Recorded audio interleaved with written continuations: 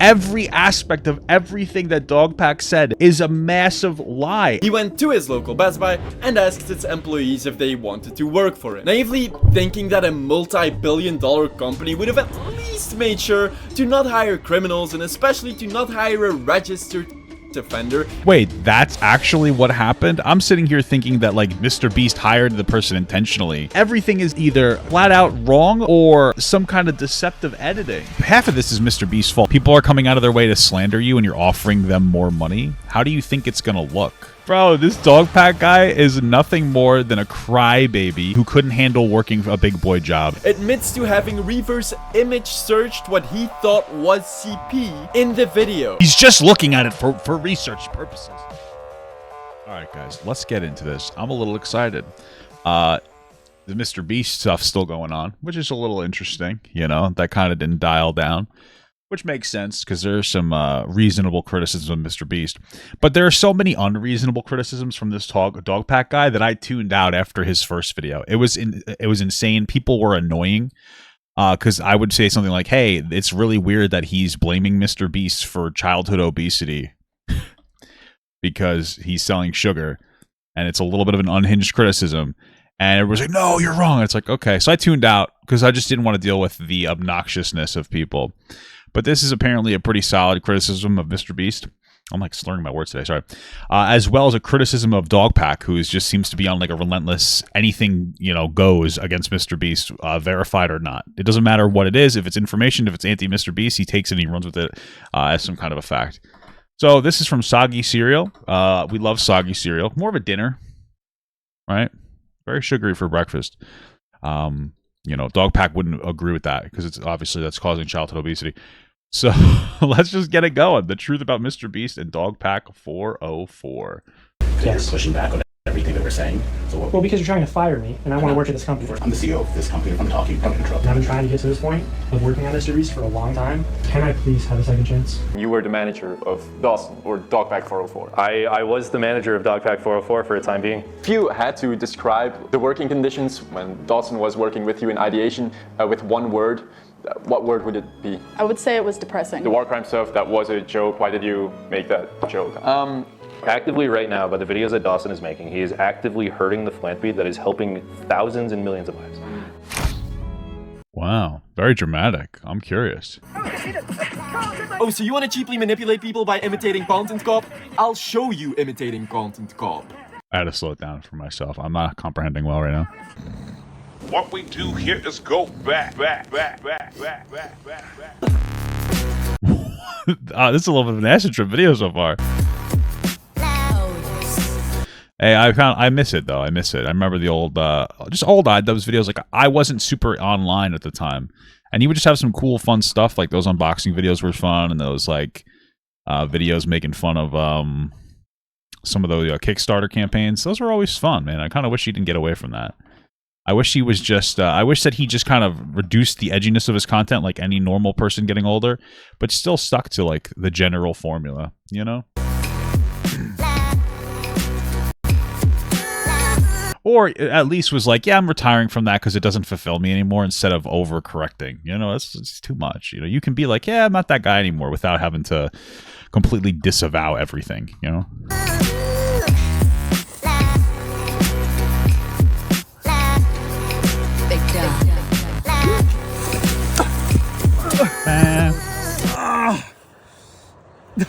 Oh, fuck.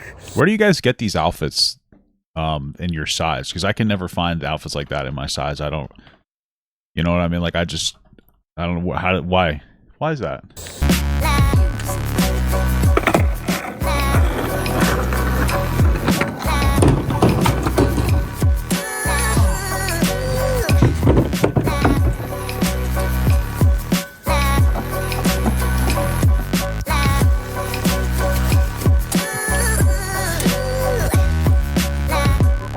Oh, you like the intros of my videos? Yeah, I've been meaning to try to see if I can get feedback. I don't know if people like them or not. I get some negative feedback and I get some positive feedback. I've been trying to put a little extra work into my content.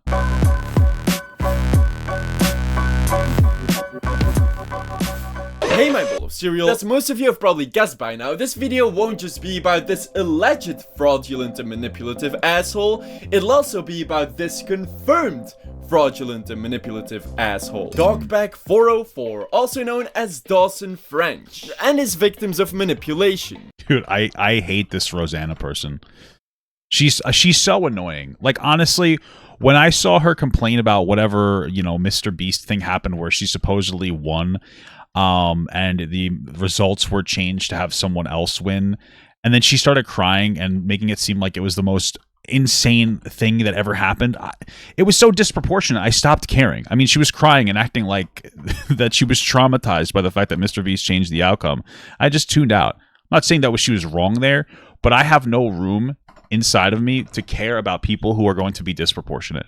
It's annoying, it's boring, it's cringe, I can't do it. It's just insane. For the people who have not been exposed to his propaganda yet, DogPack404, or Dawson French, is an ex-MrBeast employee who worked there. Who seems to have a gripe. Who I remember in his video, he's like, guys, I don't even want to be a big content creator. That's why I turned the monetization off on this video. And it's like, well, he never could have put it on in the first place because his channel wasn't monetized yet. So it was like a virtue signal to be like, guys, I'm a good guy for not wanting to make money. Where did we go in life where we're like, why does that make you a good person? I want money. I'm not going to lie about what I'm going to make for money, but I want money. It's obvious that this guy wanted a career. He's full of shit, okay? For about 3 weeks, and after being fired, made or worked on videos filled with lies about MrBeast. True. And I became suspicious of DogPack404 after he called me over. It's a good time to like do this because again, like at the beginning, you couldn't make criticisms about this Dogpack guy without everybody having an absolute meltdown online. God forbid you're like, hey, this seems like inaccurate. You're like, no, you must love MrBeast and you love it when kids get sexually talked to. And it's like, what the fuck, dude? Chill out. This video is just obviously like full of misinformation, even if some of it's true. It's like 90% disinformation. Dramatic for not wanting to spread serious accusations with unsubstantiated and easily refutable evidence. As well as because he tried to silence me with threats of slander after I started suspecting him of lying. So in this video, I will be debunking close to every accusation he and the people he manipulated have made. But just to be clear, I don't think that he manipulated that Rosanna person. She's obsessed with MrBeast. That's just the reality of it. Soggy! But Soggy, are you going to glaze the MrBeast, Soggy? Don't pull the agency away from these other people who are just as guilty, okay? You going to decry the largely owning, alleged intentionally registered sex offender hiring MrBeast, Soggy? No. See, I think we can all agree that Lunchley, kinda cringe. Logan Paul KSI collab, kinda, that's a yikes out of 10, okay? Yeah, I mean, I'm not surprised. MrBeast has gone like more corporate. I mean, like, you know, for a business, that's kind of my mentality on MrBeast. He's like more of a corporate entity. He's like more of a business entity. I don't really have, like, I expect effectively what it is a sellout. I expect the sellout from MrBeast. I'm not saying it's good, but like that was the direction he was always going to go, you know? And the fucking mold situation, that is disgustingly messed up, and I'm never eating that shit in my life. I mean, I don't really know what's going on with the mold situation. It's kind of more likely that whatever warehouse, if this thing is real, that they did it in, that was more of the problem than the actual Lunchley themselves, but like, whatever. But that doesn't mean that just because this spiteful, vengeful ghoul accuses MrBeast of intentionally hiring a registered sex offender, that he actually did. Yeah, let's talk about the lies spun by Dogpack and... I mean, my thought on the whole sex offender thing was that MrBeast hired the person because I'm pretty sure you get like tax breaks for hiring felons. That was my take on it. I was like, yeah, he probably did because... You know, you make money off. I mean, and I guess maybe his thought was like, hey, this guy did his time, so he's reformed or something. I don't really know. I never held it's like a particularly high, like value. I mean, I don't think it's good, but you know, that's what the criminal justice system is supposed to exist for. So whatever, I guess. Jake Weddle, that MrBeast... I also never consume MrBeast content or products, so I have no... like, it doesn't really matter to me that much. Knowingly hired a registered sex offender, and while working at the company would refer to him by covert codename Delaware because of the crimes he committed there, and as a result is not allowed to go back into the state of Delaware. I'll tell you one thing. I've committed a crime in Delaware. Speeding. You want to know why? because they're assholes. They have like speed traps out there. They try to get you. They know you got a New York plate. They pull you over when it goes rapidly from 60 miles an hour to like 40 to 20. And they're like, oh, you were speeding. It's like, oh, dude, what? This happened in like the span of a third of a mile. Fucking bullshit. And that MrBeast higher-ups are using that nickname because they enjoy messed up insider jokes like that. When I was there, they called him Delaware. He's like, why do you call him Delaware? I didn't know. Apparently they called him Delaware because he's not allowed to go back to Delaware. Yeah. That's his nickname? Colloquially? Like, you know, yeah, it's Delaware. Don't ask him why, you know? That's why they call me Chinese buffet. So. You know that he knew, and because he'll be in videos. Okay. And whenever he is, he's wearing a mask. Just saying that out loud makes it sound like Oh my god, he's dream. a contrived side plot in a badly written Netflix series, since state banishments are extremely rare. Most recent one I found was a 1-year Kentucky banishment in the year 2000. Luckily, the Yeah, I guess I didn't really think of that. Who's getting banished from the States? real story is much more boring. See, according to a non-anonymous MrBeast employee, Dustin Harris, who has been working at MrBeast for about 6 years and went rogue because he couldn't stand Jimmy not responding to all of the misinformation being spread about not just Jimmy or the MrBeast company, but also about his own friends and colleagues. Well, I mean, that's fair. I mean, it sounds like MrBeast is going to look at it as a business thing and ignore the criticism. But some of these people were probably genuinely affected. Like, hey, can you fucking respond to this? It's really bothering us. Please defend us. We're people, you know, and we feel we don't like this misinformation. That makes sense. he explained that Delaware was once a store manager at Jimmy's local Best Buy, which, for the people who don't know, Best Buy is a $20 billion valued electronics retailer company with stores all over the US. I mean that when Jimmy was 19 and first started blowing up on YouTube, Jimmy realized he needed employees to improve his content. So, as a dumbass, impulsive 19-year-old randomly thrown into fame, he went to his local Best Buy and asked its employees if they wanted to work for it. Naively thinking that a multi-billion-dollar company would have at least made sure to not hire criminals and especially to not hire a registered sex offender. Wait, that's actually what happened? I'm sitting here thinking that like that Jimmy, MrBeast hired the person intentionally because he'd get like a tax break or something, and I'm like, oh yeah, here's another example of him selling out. But it was really just because he's a dumb 19-year-old. That's so funny. Wow, misinformation really does spread here. W's for dog pack in the chat. What? That's actually so boring and so insane and so much like a 19-year-old to do. As store manager, 19-year-old MrBeast didn't do background checks. Was that stupid? Yes. Is Delaware a piece of shit? Yes. Should Jimmy take responsibility for making that mistake? Yes. But it wasn't this fucked up master plan by Jimmy to intentionally hire an RSO. It was a...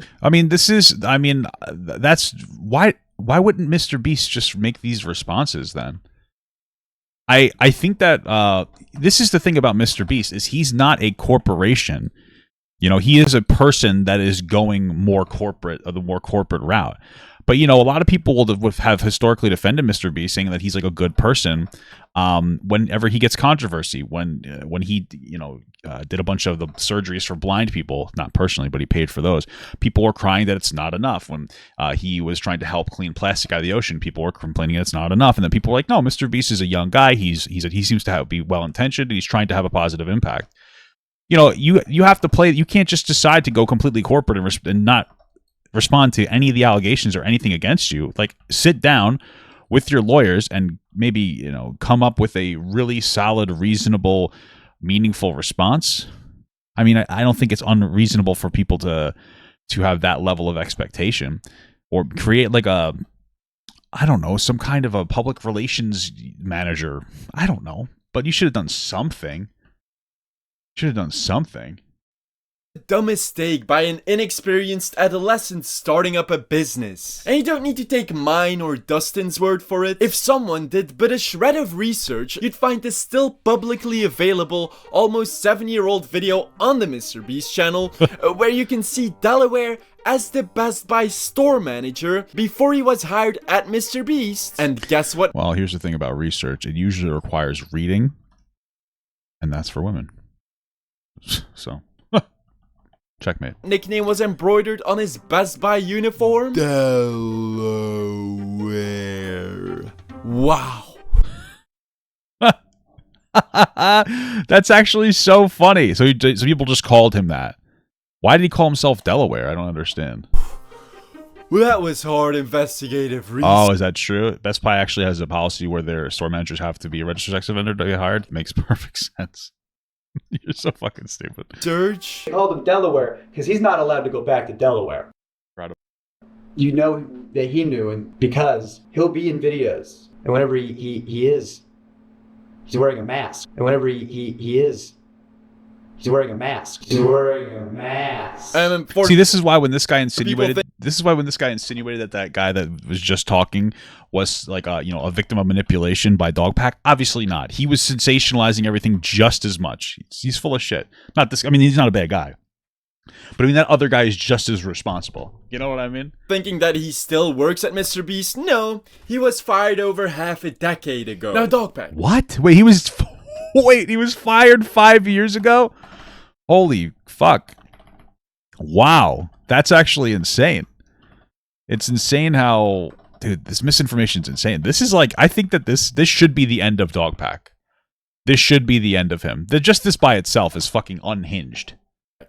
Before you say something along the lines of, what about the recording we showed from a real MrBeast employee talking about Delaware? Do you really want me to go into detail about how you and your cronies tricked an employee into saying what you wanted him to say to support your lies, and then you guys recording him and using that recording without his consent? Okay. So was the guy just venting or something? And it wasn't something that he realized was like on camera? Hi, Garrett. Can you tell me a bit about how long you worked at MrBeast? Or is this guy just trying to like save face? I was at MrBeast from around 2017 to 2021. So you've worked there for 5 years and could be seen as a credible ex-employee. Yep. You're the person who we can hear talk about Delaware in the recording Dawson or DogPack404 shows in his video.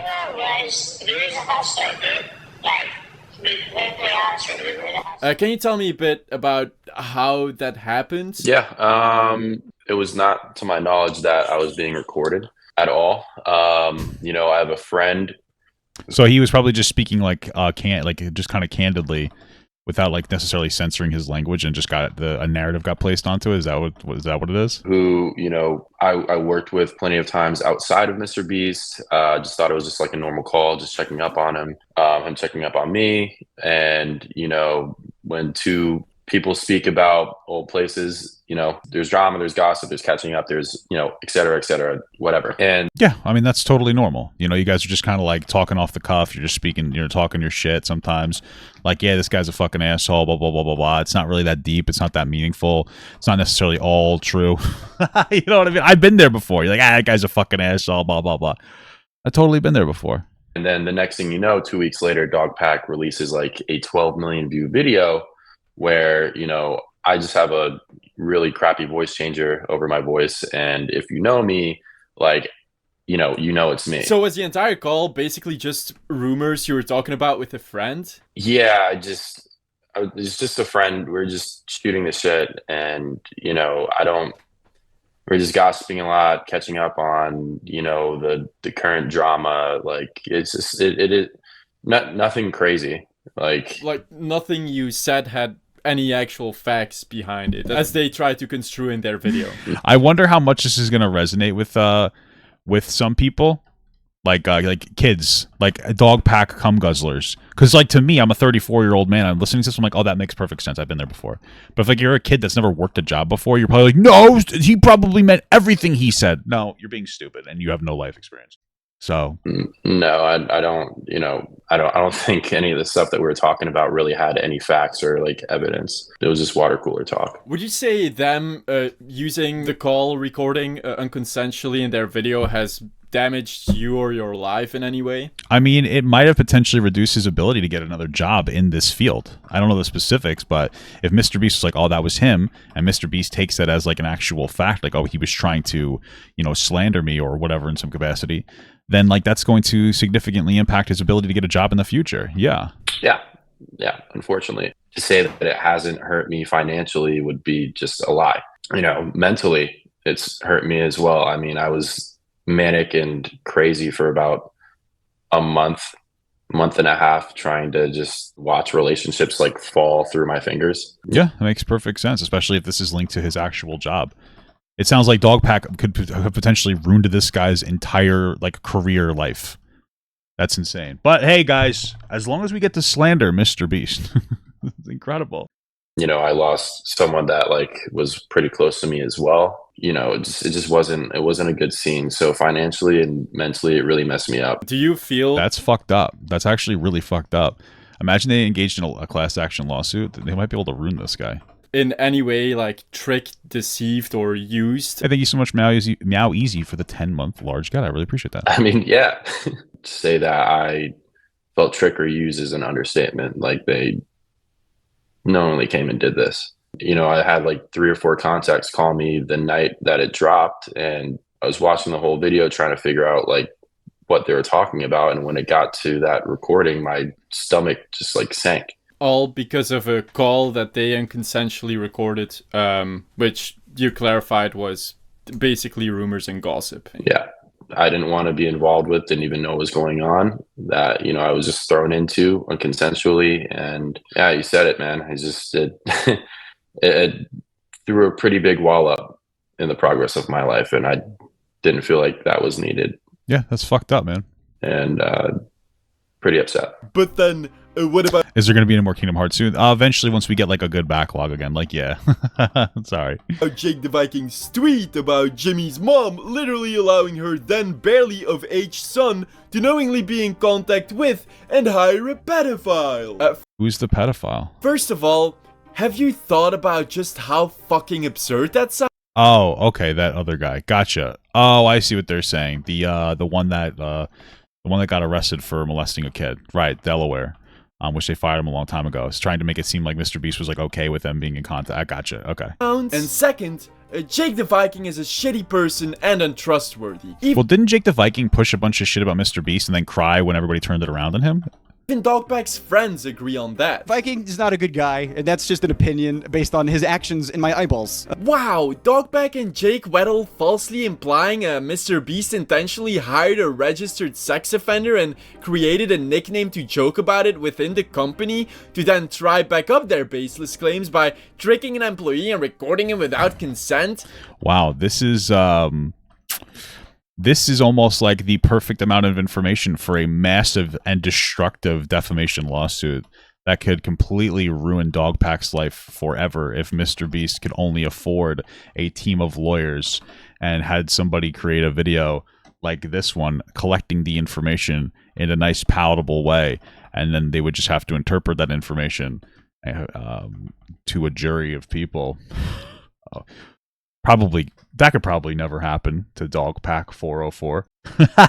That's pretty messed up, Soggy. Yahoo! That'd be as shameless as falsely accusing someone of committing war crimes against the Geneva Convention in a consented to solitary confinement challenge where you'd earn $10,000 a day and can quit whenever you want and still keep the accumulated prize money up until that point. During Oh yeah, that guy's a loser. He was crying because like of a challenge where he could have stopped at any time to make a bunch of money, and he wanted to make the money, and it made him upset because it's a challenge. Like, cry about it, you know? A time where we have multiple countries actively at war in the world with millions of people suffering because of it. Oh wait. And I go up to my friend, my good friend. He goes, "What?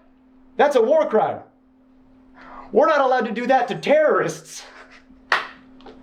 Oh good. 24 hours breaking the Geneva Convention, I guess, is what we're doing. You know what? Let's ask Dustin about that. Because what a fucking baby, dude. Ironically enough, Dustin is the good friend of Jake Weddle who made those war crime comments. And I can prove it with Jake Weddle's own words. One of my dear friends who I believe I lost is the same guy who did the war crime joke, which turned out to not be a joke. He got injured at MrBeast, and that's because of Viking. On that shoot, everybody else had to stay behind and clean up. And Viking said, fuck that, let's just throw all of this over the side of the mountain, like littering in a national park. And my good dear friend, who I kept saying was one of the good people over there, said, you're not going to do that. I'm not going to let you do that. Why are you friends with deers? It's like fucking weird, man. I get like a cat or a dog, but a deer? And Viking said, watch me, and he did it. But my friend gathered up all the stuff he could to make sure there was just that much less litter. And that's a really good thing to do. Wow. He carried... What a nice guy. Not littering? That's not gay or anything. What are you, a Boy Scout? I am. I'm an Eagle Scout. It's real, and it's serious business. Everything he could down the mountain, and he broke his ankle. They said, yeah, you were carrying too much stuff, right? Yes, he was. Because that guy's a saint. And blame me for our friend Dustin. I'll use names, unlike you. Our friend Dustin falling and breaking his leg. Or not his leg, yeah, his ankle. I'm sorry, falling and breaking his ankle. Now, why would someone who Jake Weddle himself, who is clearly against MrBeast, describes as one of the best people he has ever known, who literally broke his ankle trying to prevent littering, and in Jake's own words, is a saint? Because that guy's a saint. Go rogue to try and correct defamatory statements made against Jimmy if Jimmy committed war crimes. The war crime stuff was 100% a joke. I'm now a producer, but I was originally hired as comedy writer with Jake Weddle, so I... Oh, it was all just a joke, guys. It was all just a joke. We always love it when people misuse the "it's just a joke" defense, because that's not how that works. People use jokes all the time. People use jokes all the time for them to try to relay information in a way that would be considered more palatable. It's easier to absorb. So they make a joke where they mean what they're saying so that they can push a particular amount of information. But all of a sudden, it's like, no, the joke was that it was just actually nothing. Like, nothing actually happened. It's like, what are you talking about? It doesn't make any sense. It's just fucking so stupid. What an idiot. It's just a joke. I just wanted to cheer him up with a dumb and edgy joke. Oh, so it was a joke. Dustin actually did say the war crime stuff as a joke. Okay, that makes sense, because in a follow-up video of Jake Weddle's and DogPack's interview, Jake Weddle seems to slip up, saying it was a joke. He's the same guy who did the war crime joke. Before quickly correcting himself. Which turned out to not be a joke. And his video...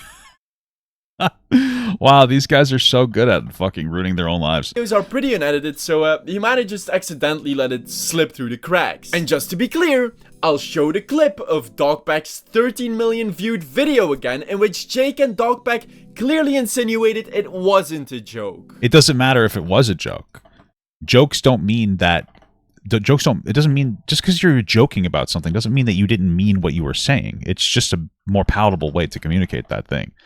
People like to use it's just a joke defense all the time, as if people don't use jokes as like really like palatable communicators. I do it all the time, right? I do sometimes make things that are just jokes, but clearly the intention behind this just a joke was to communicate that MrBeast is a horrific criminal in general, even if it wasn't meant to communicate that he's a war criminal. And I go up to my friend, my good friend, and I go, they're not turning the lights off. He goes, what?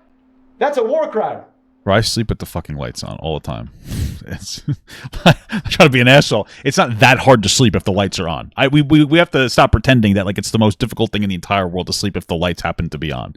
You're not going to die if the lights are on. The lights were on, and it made it hard to sleep. Put a pillow over your face and try to breathe or something. You know what I mean? Like, I'm just kidding. See, that's a real joke, because I don't mean that. Okay, all right. Because my grandfather died in the Great Pillow Wars of 1984. All right? That's when they used to put asbestos in the pillows. It's terrible stuff. I don't know if that's true. I'm just saying things at this, but that's okay. We're not allowed to do that to terrorists. Oh, good.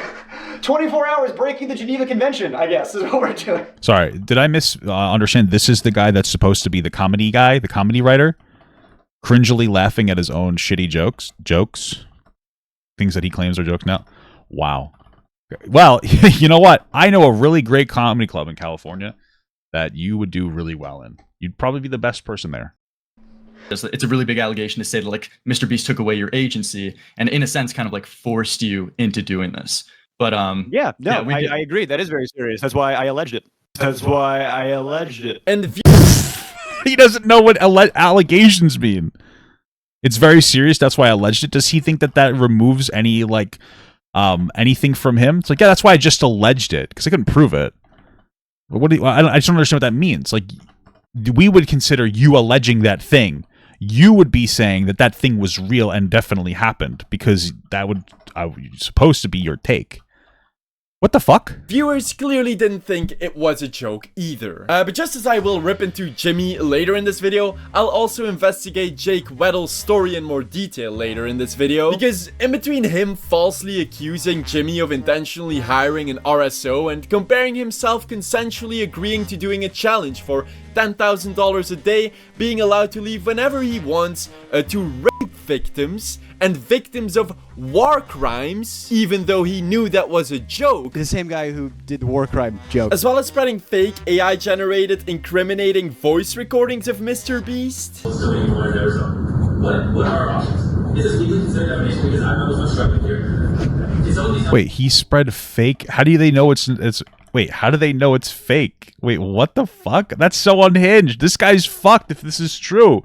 If this is actually fake AI-generated MrBeast information that they're pushing out to try to defame this guy, they're done for. That's insane. Tell me what my options are here, because we were supposed to launch the voice today. Jake knows what he wants. Jake knows what he thinks he needs. He's supposed to be a student. He has to be in the that free. He has no idea how much fucking money I spent on that video to subscribe it. Jake, I really can't. This is what an unhinged thing to fake. Yeah, he thinks he's this comedian. Should have chased his dream.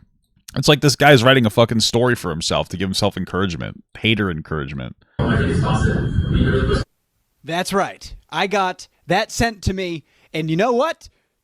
That was AI. Maybe say that before playing the recording, because you worked at MrBeast, and you know Oh, okay. I guess at least he said that. Wait, so why did he put it on there? I don't understand. how people will just watch the recording and then click off of the video without ever hearing your disclaimer that it was AI generated. Oh, but then you wouldn't get as much money from views because this AI generated disinformation video is the one that got your channel monetized. That's my brand, is being honest and crying a lot. And then after making those slanderous claims, accepts another $50,000 from Jimmy with no strings attached. There's a lot more to be said. I mean, not for nothing, but like half of this is MrBeast's fault for being kind of a pussy, right?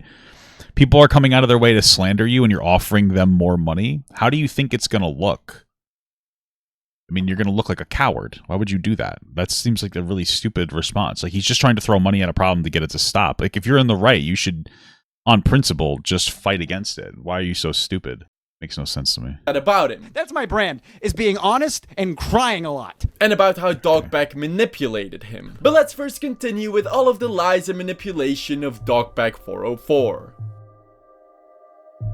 Now, for the visual learners watching, you'll see that I have behind me a wall. And this wall features most of DogPack404's accusations. Interesting.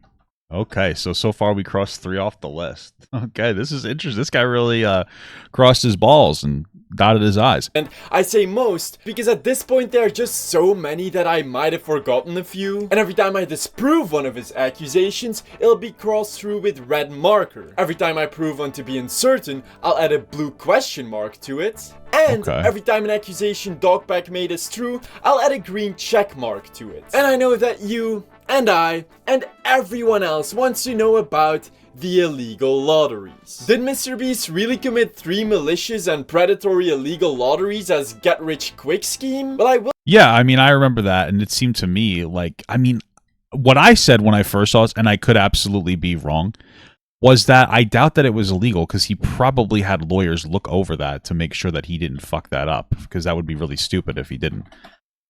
But at worst, it would just be like he's, like, I don't know, kind of like a moron when it comes down to it. I wonder what it is. People cried about that too. They're like, no, he's definitely doing an illegal lottery. I wonder what it is. I mean, this guy seems pretty trustworthy. So whatever he uncovers, I'm going to believe. We'll talk about them throughout my video in between all of the other accusations, starting right now with the alleged illegal lottery number 3 claim of DogPack404. Or should I say doctoring up evidence to make more convincing claims you knew to be untrue, Pack404. Yeah, Dawson, I'm the first one who noticed. See, for the third illegal lottery, by sure to be in a video live stream, DogPack claims they only informed people on the website that no purchase was necessary. But did you read the description? You know, the description which I got via the Wayback Machine, where it literally says free entry available on site? Oh, but wait, you never actually found the description of that video, did you? You just made it look that way by doctoring up this fake YouTube UI. So you'd be more interesting. Okay. Convincing, and it'd look as if you had access to the original video and description. So people would more easily believe you. But I want you, the viewer, to closely compare these two layouts. This one is the UI when he talks about the buy a shirt to be in my video live stream, and this one is the actual current YouTube UI you see whenever DogPack shows a screen recording of public videos you can still watch. And when putting... Interesting. So there's a description in the ones that you can still watch, and there's no description in the ones you can't watch. The two side by side, you can see that the UI for the illegal live stream is not the real YouTube UI. Instead of rounded corners, they're sharp, the likes are gone, the upload date is in a completely wrong spot where it has never been, and the button sizes and title font just seem off. Oh my god, this guy is fucking annihilating this DogPack guy. It's a massacre. This is insane. No, it's not because he found an older YouTube UI via the Wayback Machine like I did. Because they don't hide likes and YouTube has never had this exact UI. Sure, it had sharp corners once, but not in combination with these exact other UI elements. Well, you want to know the funniest part? Even the re-uploaded version that DogPack found and then added a manipulative fake YouTube UI to actually had copied the original live stream's description. So, even in the re-upload he found, it says that there's a free entry option. That's so funny. Yet he still doctored up this fake UI to make his intentional lies more convincing. Nah, I'm just kidding. Funniest part is that MrBeast verbally says it on stream. Go shopmrbeast.com, buy the shirt or hoodie. You could be one of the people that come down and compete in the video. There's also a free entry on the site as well. If you just 100 of which are going to be picked from you know, people that buy this shirt or hoodie, or if you enter for free on the site as well, it's, that's an option as well. So, oh my god, you're so sneaky. Wow, this is incredible. And when someone is prepared to doctor up evidence to make potentially incriminating lies more convincing, it automatically puts every single one of their accusations that isn't bulletproof into question. So... Throughout this video, you'll also see that there are multiple examples of him leaving out crucial details from evidence that would easily disprove the accusations he's making. Because Dawson loves framing things deceitfully to push his personal... Damn, he gave him the Dawson. It's over. When somebody starts using your legal name like that, it's over. Agenda. Shopify dashboard. We just have like a random number generator, and then like we just put the number, like if there's 1,000 orders, we just put it, picks a number between 1 and 1,000. Then my people give me the name. Wait a second. MrBeast is only picking out of the Shopify list? Well, does that mean he's only giving away 2 paid entries after all? No. You can be part of a Shopify giveaway without having to make any purchase whatsoever. These are some generic examples of how to enter Shopify giveaways for free on the official Shopify website. MrBeast scamming someone out of a lifetime of dog food and then tried silencing the so-called victim on Reddit? As far as fake Damn, he's stopping people from eating dogs? That's fucked up. giveaways go, I'm sort of limited in what I can say without exposing confidential information and getting sued. So I'm limited to what... Yeah, okay. Confidential information sounds more like information that would get him sued for defamation. my official statement is that sometimes things slip through the cracks, and personally, I believe that is intentional. Here's one example where someone on Reddit posted saying that they were promised free dog food for life in exchange for letting MrBeast use them in a video. 5 months later, they still haven't received their dog food. I actually sent this post to someone who works at MrBeast, and they said they were going to send it to the PR team, and then the Reddit post got taken down. So I don't know if it got resolved. Not true. Here is a message from the Reddit user stating MrBeast did reach out to them as well as everyone else. Apparently this user just hadn't noticed at first because the MrBeast company's email went to the user's spam folder. The issue got Hold on, that makes sense. resolved, and then the Reddit post got deleted. Sometimes things Yeah, that makes sense. If they got everything resolved, why would they keep their Reddit post up?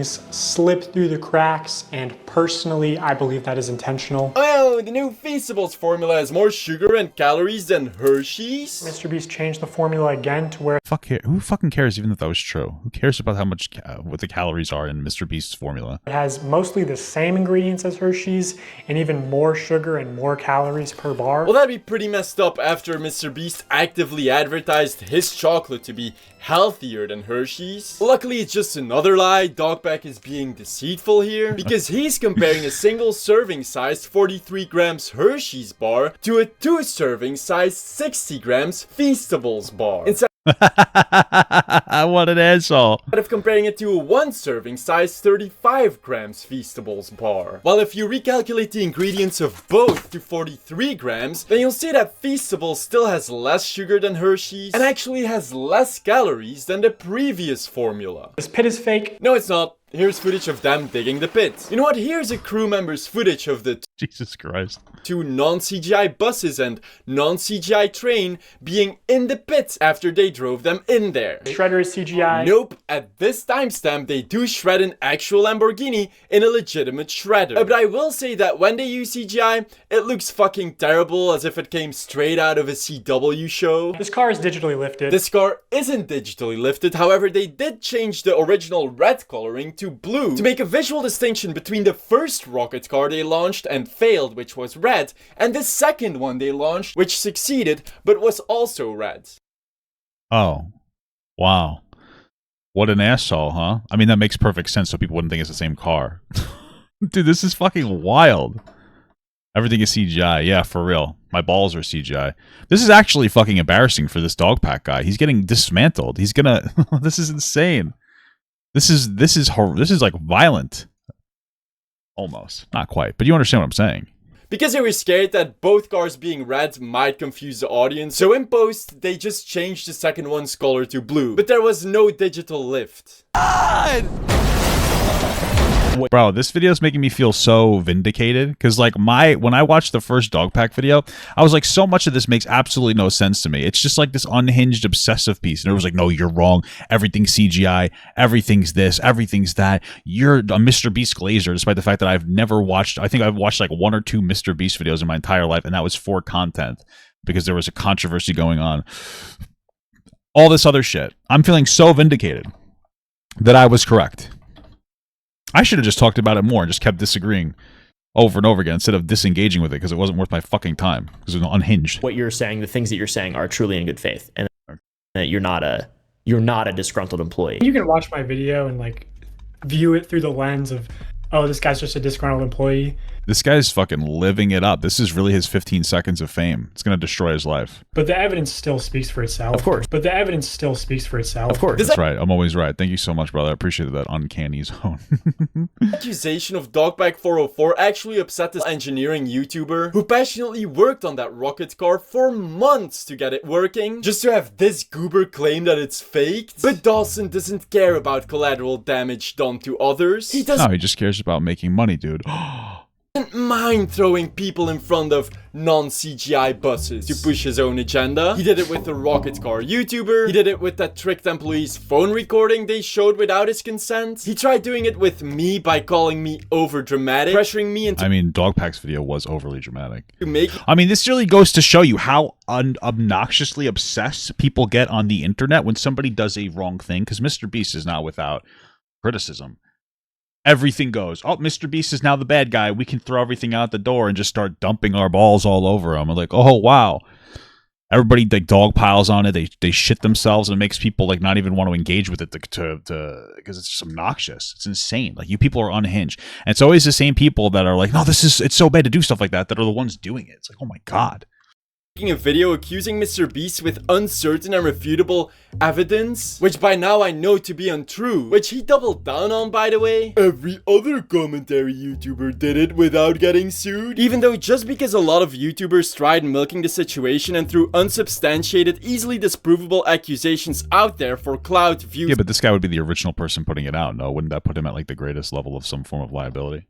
And money without getting sued doesn't make it an okay thing to do, DogPack. Or do you think it's acceptable to make false CP allegations? Which, maybe I should talk about that for a second. See, in a recent video on Rosanna Pansino's channel, DogPack404 claimed to have access to leaked work chat messages, with one of them being Ava Christison distributing alleged CP of Ivanka Trump. Yeah, my understanding was that that was a big nothing burger. Except DogPack doesn't always use the term alleged. Yeah, this is the most disgusting one by far. Well, actually, the CP was probably more disgusting. And he also proudly admitted to having downloaded that uncensored alleged CP on a now deleted community post, and admits to having reverse image searched what he thought was CP in the video. Wow, incredible. Though, guys, he's just looking at it for research purposes. It's not his fault. It's just, I'm just doing research. Okay, that's what my friend Jared Fogle said. And you guys went after him. Why? Because he wanted to feed people his 6-inch sub? Oh, he shouldn't be feeding it to kids. I gotta stop this joke, actually. We're done. This joke is, you can't go on. We can't do this joke anymore. Thank you so much for the 13-month small gut from Brion. 13 glorious months. Incredible stuff, brother. Thank you. Obviously, Dawson French himself was called out for owning and reverse image searching what he believed was fucking CP. That's for science. That is weird and a crime. Images of CP are not protected under First Amendment rights and are illegal contraband under federal law. The legal definition of sexually explicit conduct does not require that an image depict a child engaging in a sexual activity. A picture of a naked child may constitute illegal CP. So he deleted that community post to then lie about never having had the uncensored CP on someone else's YouTube video. Funny thing is that it only took 1 hour for people to find this tweet about that exact picture of 18-year-old Ivanka Trump being in a GQ magazine. Wow.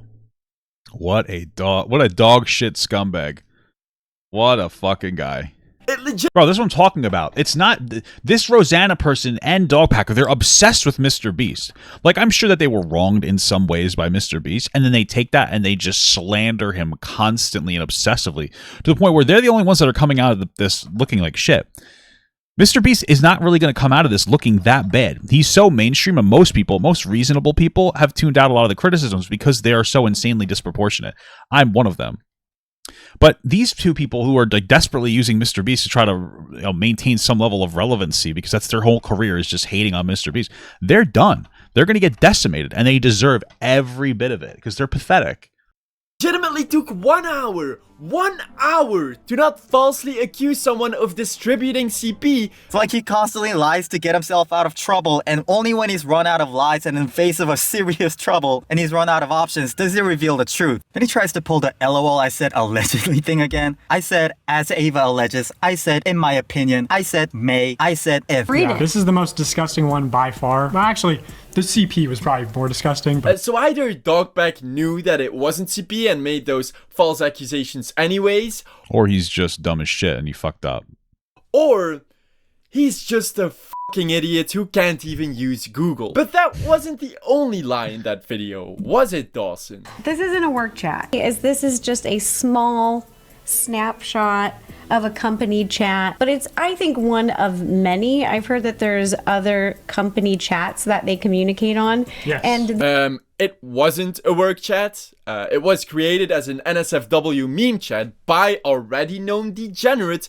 Ava Christison. There's even examples of Ava getting mad whenever anyone talks about anything work related. This is just a small snapshot of a company chat. Small snapshot of a company chat. What you're saying, the things that you're saying are truly in good faith, and that you're not a disgruntled employee. You can watch my video and like view it through the lens of, oh, this guy's just a disgruntled employee, but the evidence still speaks for itself. Of course. However, at one yeah, it does, and it's pretty much nothing going on here. point it was changed to a work chat by Ava, at which point she also kicked everyone unrelated out of there. But then the chat instantly died because obviously no one else, including Jimmy, wanted to use it as a work chat. Now, I will say that even though this image is confirmed not to be CP, Ava did seem to think it was at the time, and so this proves that she is even worse than we thought and is a disgusting individual. However, the way DogPack tried distributing what he believes was a picture of a sexually abused child to thousands of possibly child viewers wasn't to inform people of degenerate Ava Christison, but instead was to push his own agenda, framing MrBeast into allegedly knowing that Ava was a confirmed pedophile, It's so disgusting. See, I say framing because if you look at all of the messages around that image, it's a huge rant from not just Ava but other people as well about pedophiles exposed by the hacker group Anonymous in this Twitter thread she linked with that picture of Ivanka Trump, because it was in that Twitter thread, as well as a rant about Jeffrey Epstein and billionaire pedos, and I don't think... Oh, that must just be Ava covering for themselves, you know what I'm saying? No, they're probably not a pedophile. They're just... extraordinarily inappropriate boundaries, but it didn't seem like they were actually trying to take advantage of kids in that. Still inappropriate, still shouldn't have a platform if you're that fucking stupid and you don't know how to use it, but... Context matters here on Ava Tyson's side. I still think this is fucking disgusting. However, I do think context matters for the people perceiving Ava Chris Tyson's messages. I'm sorry, but if I'd see my friend actively ranting about pedophiles and bashing them, I'd actively be convinced to not think they're a pedophile when they send degenerate memes like this. I just cringe on the inside while thinking that they have a degenerate sense of Zoomer humor. Even Trey Yates, the person who leaked the work chat to DogPack and Rosanna, refers to those memes as a weird thing Ava found funny in the past, instead of confirmed pedophile messages. Yeah, that seems to be more along the lines of what Ava probably thought. So... lot of Ava Gooner Tyson, yeah, the edgy type of content, Ava Chris Gooner content, and a lot of the edgy cringeworthy humor started with Ava. Like she sent a bunch of messages that probably shouldn't have been sent in a work group chat, just because she thought it was funny at the time. So even he, who actively dislikes MrBeast, didn't even notice. So with all this evidence, I think it's definitely fair to say that Jimmy knew about Ava Tyson's behavior. But Soggy, Rosanna Pansino and DogPack404 reported Jimmy Beast to the FBI, so he's gotta be a pedophile. I mean, one, I doubt you can confirm that they actually reported him to the FBI. Two, even if they did, it doesn't mean anything comes out of it. What does that matter? I think people vastly underestimate just how easy you can report someone to the FBI. Even as a non-American citizen myself, I just created this entire forum of Rosanna Pansino and Dawson French, aka DogPack404, distributing CP in 2 minutes on tips.fbi.gov. Yeah, I mean, it would be pretty problematic if it was difficult to report people on the FBI list, right? Like, you want it to be easy to do. The FBI would, you imagine they would want it to be easy, no? This way people would be able to do it more accessibly. Which I will now submit to the FBI. Soggy Ceral reported Rosanna Pansino and Dawson French to the FBI.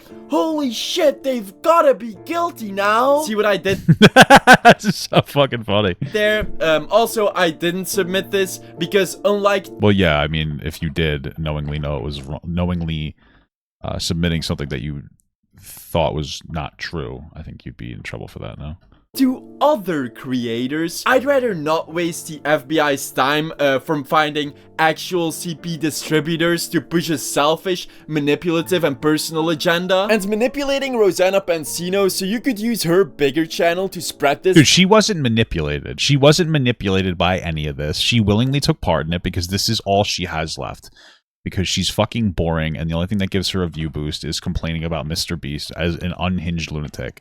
That's the only thing I disagree with this video on, is how he makes it seem like DogPack is manipulating all these different people into, like, pushing disinformation. They all want to do it. They are all individuals with their own agency and their own ability to think and construct thoughts, and they are actively going out of their way to try to spread disinformation about MrBeast, who isn't a very particularly good person, probably, but there's still what they're doing.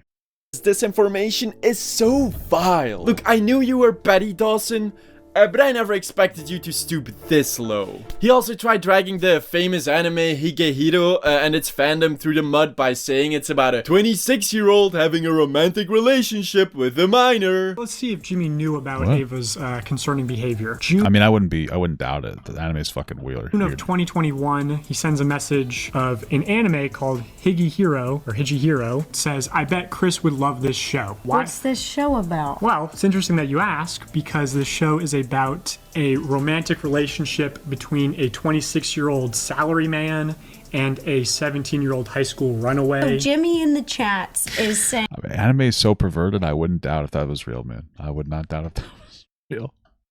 I bet Chris would love this show because it's right up her alley. Why do you think Chris would love that show, Jimmy? And MrBeast saying Ava would love this? Even though the anime is about the exact opposite. He posted that one thing about the anime with the, like, a doll getting into a relationship with a... That's, okay, here's the thing. That's a lie.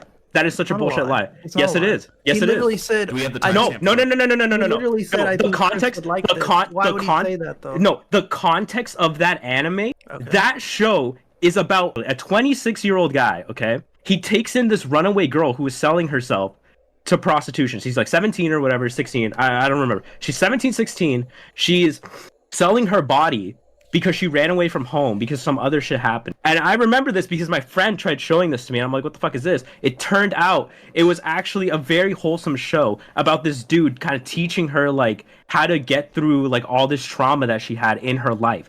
There was never any romantic intentions there. Sure, if you watch the anime in the first episode, the girl was coming on to him, but the guy rejected her and saw her as a daughter. That whole show, he had a whole nother... Let's be absolutely clear. That's still a weird premise for a show, but that is certainly much different. Much different. Then again, I wouldn't doubt that MrBeast saw like the first part of the episode and was like, oh, this is probably about a 17-year-old and whatever, and making a joke that Ava would have liked it. I wouldn't doubt that. So, just to be clear. Love interest in that show. This whole time. This was never about the dude getting into a sexual relationship with a 17-year-old. You guys actively pissed off the entire anime side of Twitter with this one. So wow. You guys pissed off a lot of anime Twitter? Wow. What a travesty.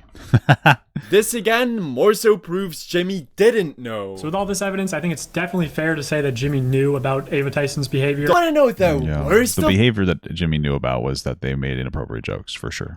DogPack and it's really not that deep. Rosanna used what they thought was a CP picture as clickbait for their fucking thumbnail. They even A/B tested 3 versions of it. You know, just trying to get some more views by putting alleged CP in your quirky thumbnails. Will the allegedly abused child garner more views with the red background or the pink background? Following their logic, they are now both confirmed pedophiles and should have 100% known that of one another.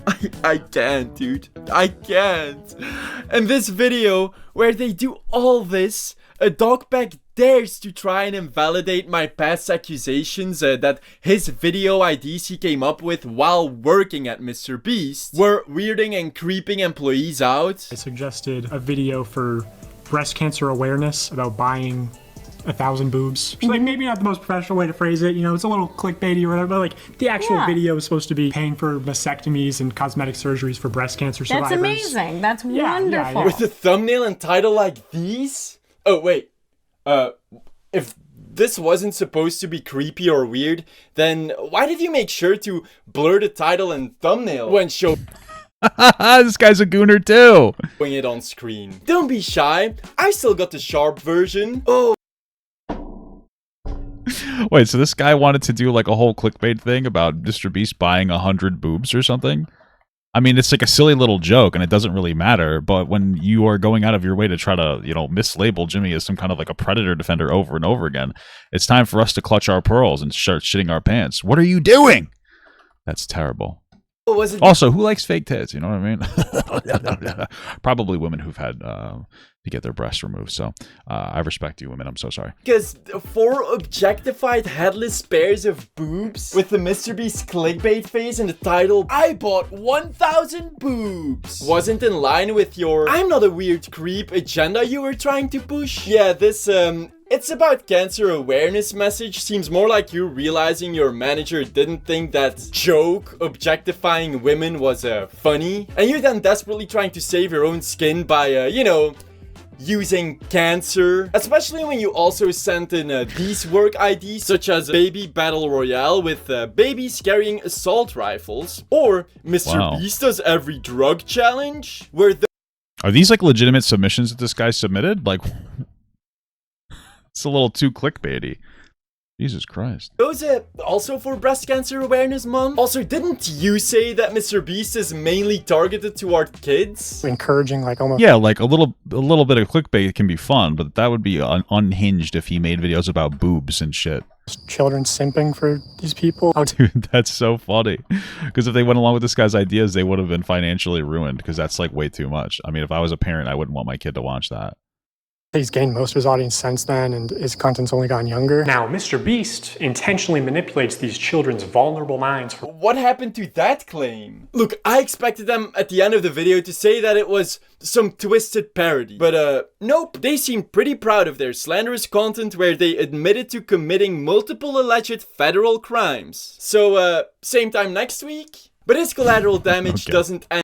I don't know why that one-liner made me giggle. And with allegedly abused children, he also uses old people. For example, he tried using contestant 58 from the ages 1 to 100 video by claiming that he didn't really wink. In this video, this wink was added in post. And that number 58 didn't hear number 42 getting out of the booth. 58 was actually on the far opposite side of the room from 42, and he just didn't hear him. I remember seeing this and I was just like, oh, I don't care. None of this seems like it matters. It just seems so like meaningless. Because of that, number 58, a 58-year-old man, was so confused and getting harassed online to the point he felt that he had to make a TikTok about it. Hey guys, Mr. 58. What? Been a while since I've posted anything, but something's really been concerning me a little bit. I've been seeing things on the internet that have said I didn't wink in the MrBeast video 1 to 100. I did wink. I winked a few times, as a matter of fact. The other thing that's been This guy's the Winkler over here. He's Henry Winkler. Incredible. said is I didn't hear 42 say he was stepping out of his cube. Yes, I heard 42 say he was stepping out of his cube. I did it on my own accord to step out with 2 seconds left on the clock. I know of nothing in that video that was staged whatsoever, and I don't know why these... Damn, he's got an old-ass man that doesn't care about online drama, feeling like he has to fucking sit here and goddamn respond to this stupid motherfucker. rumors are going over the internet that these things didn't happen.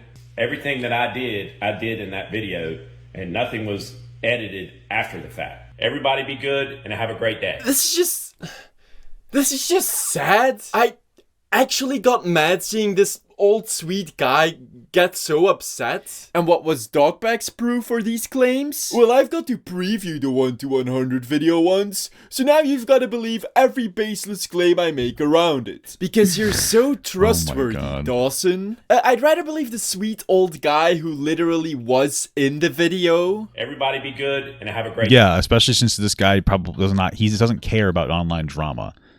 He doesn't there's literally no reason for him to lie. There's a lot of reasons for the other guy to lie.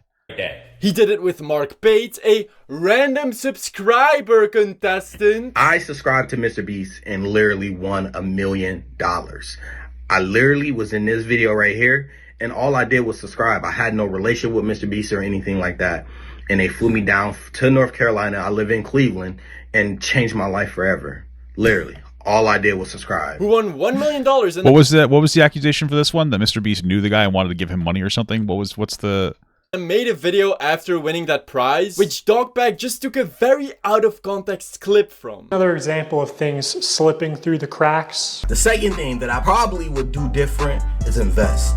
I talked to Jimmy after I won $1 million, after I finally got the remaining amount in my bank account. I was telling him, I was like, man, I don't want to fail. I don't want to be like how everybody's saying, like I'm gonna run out of money and do all this crazy stuff. I was like, man, Jimmy, please help me. And he said he was gonna help me and we was gonna invest, but yeah, that didn't happen. So.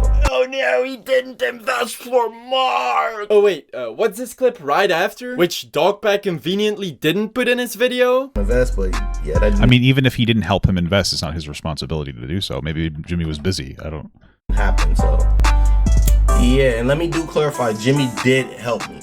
Cause I know, like I said, I know y'all be like, oh, he didn't help him, He did help me financially, but like giving me money he did give me funds. Oh, so yeah, he gave him the money. He just didn't help him like sit there and invest his money. That's totally normal. Like, how much of an active role is Jimmy supposed to take in this contestant's life? Like, what the fuck? That's insane.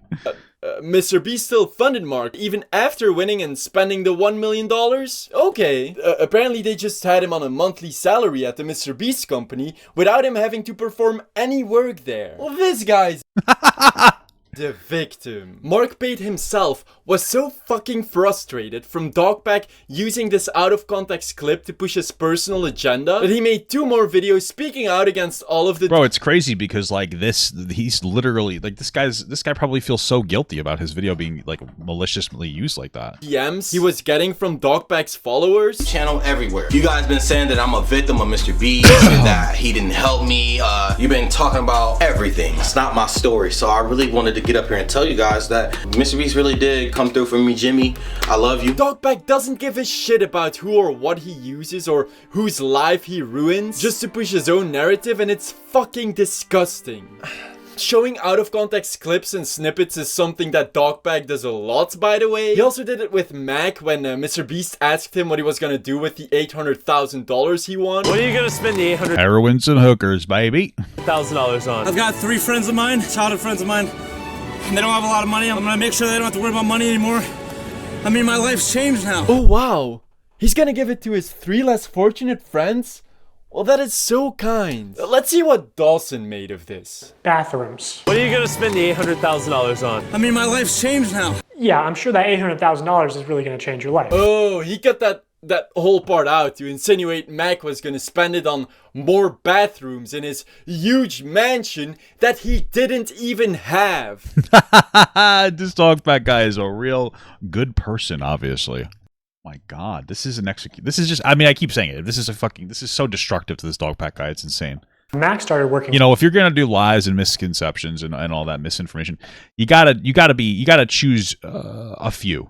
You know what I mean? You can't do that many. You gotta take it easy. You gotta relax. Okay? Full-time on the editing team at MrBeast. Also, he didn't just move into any old house, he moved into a $1 million mansion. His 6,000 square foot $1 million mansion comes with a movie theater and 7 bathrooms. See, I saw the actual property listing and, well, obviously I can't show this, so you've got to trust me on my word. But the house is on the name of another editor at MrBeast, which Mac was sleeping over at because he himself didn't have a house. But Soggy, didn't you expose Mac for being a liar? Why are you now picking his side? I don't pick sides, nor do I just blindly hate every person I criticize. What am I? A disgruntled employee acting like a toddler?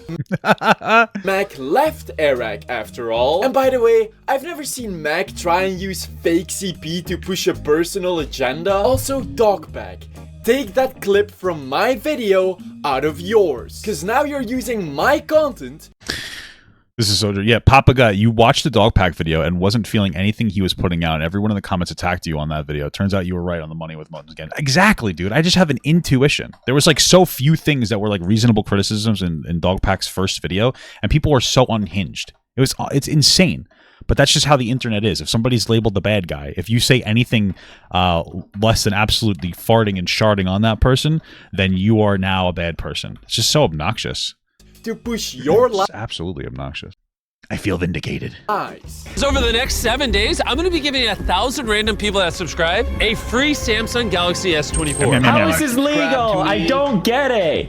All you have to do is subscribe to your channel. All you have to do to enter to win one of these phones is subscribe. It's a scam. Holy shit. The Samsung giveaway was legit. Here you can see old testimonies from random subscribers. Then how come, why is PewDiePie pooping his pants here? Who won and got contacted by MrBeast. Also, PewDiePie never bashed that clip. It's just another example of DogPack's— What, was he just being like a fucking silly goose? Manipulative editing. Now, even though we've only touched the tip of the lies of DogPack— I'd be curious what the real editing is, but, you know, I'll take this guy's word for it because, you know, he's been reputable the entire time. Iceberg so far, I preemptively want to— Wait, is this really what it looks like? Touch the tip of the lies of Wow, he's gotten most of these discredited. That's crazy. DogPack Iceberg so far. I preemptively want to ask Dawson, why would you knowingly spread all of this disinformation? Now, DogPack, something you really shouldn't say because it would make you look real dumb. is either he mentioned the fact that he is not a professional journalist or investigator, just a guy throwing allegations around for other people to properly investigate. As you did in a desperate attempt to save the little credibility you had left after falsely accusing someone of domestic violence and kicking their dog in your third video. Because this is what you said in your first video, which I'm also disproving. And I don't want to put a lot of like hearsay into this video. You should just believe the receipts that I'm showing you and not what I'm saying. Well, I've looked at the receipts, Dawson, and so far they're telling me that you're a lying asshole. And before you try and defend yourself with plausible deniability, I'll just play this clip. MrBeast knows this, but you know, he's a poker player. He likes a little bluffery, a little plausible deniability. Also, me disproving cheap attempts at slander from this guy doesn't mean I'm defending this guy. I know a lot of people believe in the delusion that defending MrBeast is the safe option. I know there's people have been. I don't think that's true at all. You get you get absolutely dumpstered if you try to defend MrBeast. Like people, like if you, and by the way, defending MrBeast is just being a normal person going, a lot of this just sounds not real. And people going, no, you're actually wrong. And then shitting and cumming their pants. That's what happened to me. Okay, so it's crazy. Living under a rock lately, but defending MrBeast right now is actual career suicide. While regurgitating DogPack's lies is the easy and safe way to generate millions of views and hundreds of thousands of dollars. But in my opinion, blindly taking either side should be heavily frowned upon, because there are some very questionable and fucked up decisions MrBeast has made that he needs to be held accountable for. And I'll get to that. However, I mean, at this point, people are going to tune out so much from the from all the lies from the DogPack guy that like that he's never going to face any accountability for anything that he may have or may not have done. So actively criticize him, help genuine victims, and hold him morally and legally accountable, we must first clear the table of all of the lies that have been spread by Dawson French, aka DogPack404, such as the lie of Feastables using child slavery. It takes a single Google search to find several public articles to prove that from October 2023, the same time when they took their slave-free banner off of the Feastables website,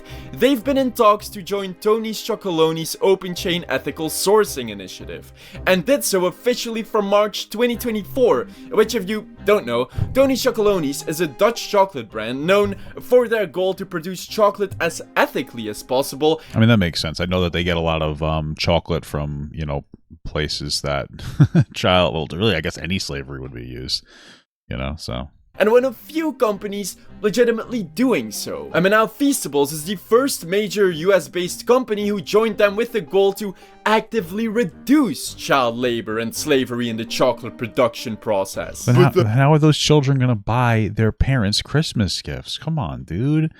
MrBeast, what are you doing, dude? You're not even letting kids who obviously want to work for pennies a day?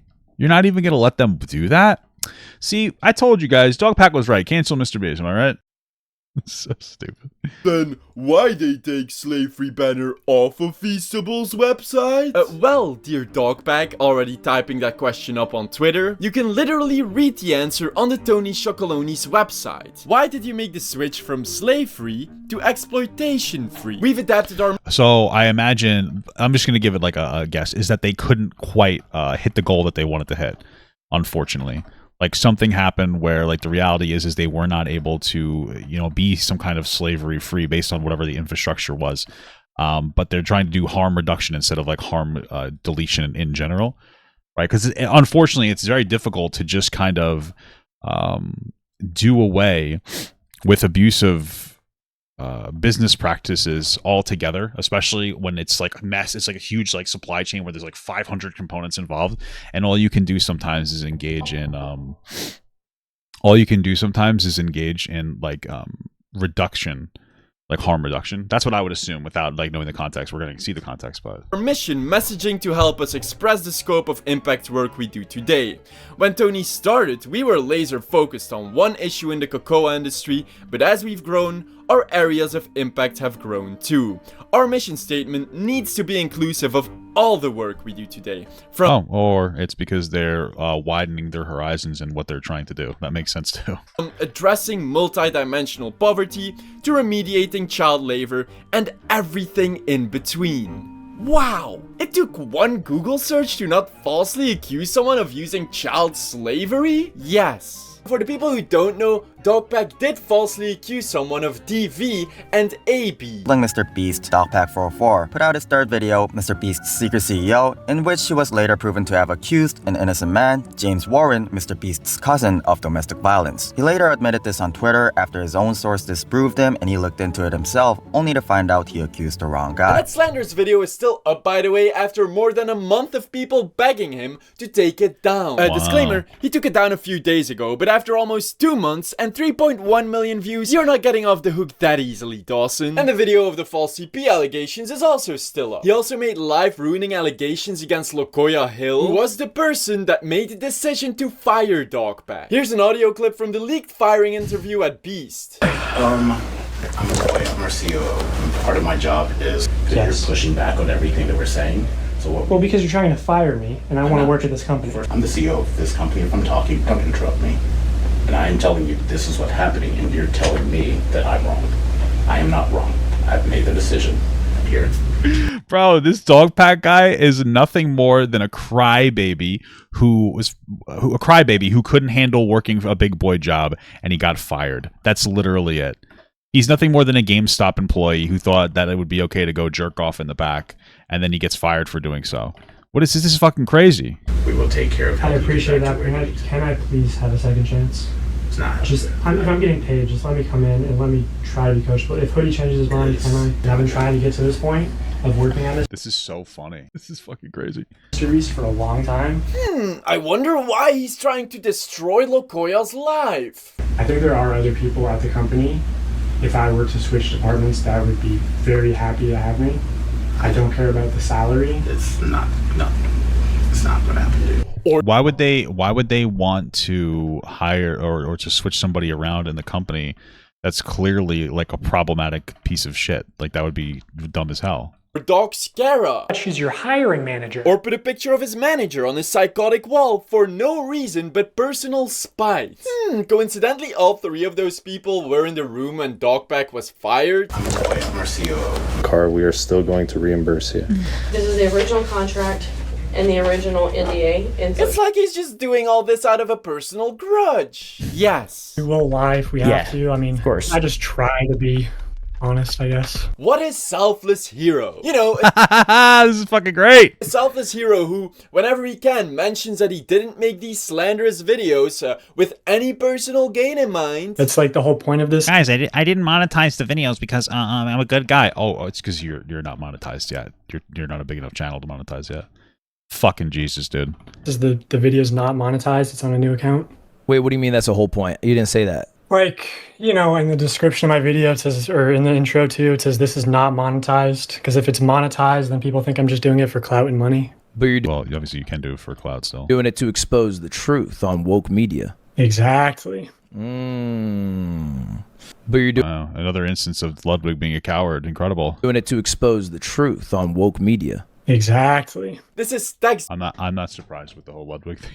To be clear. Book manipulation. Him saying he's not gaining anything out of these videos is extremely deceptive. He gained 700,000 loyal subscribers, collaborations with huge creators which he's clearly trying to abuse, and it's all built on lies, deceit, and manipulation. If there is one person who gained anything from all this, it's DogPack. And purely out of principle, I'm putting a mid-roll ad here. Here, DogPack talks about how MrBeast scammed everyone by having people pay to make your bag, dude. That's what I'm saying. I hate it when people pretend that they're like altruistic for not putting ads in their videos. They're fucking pathetic. Shut the fuck up.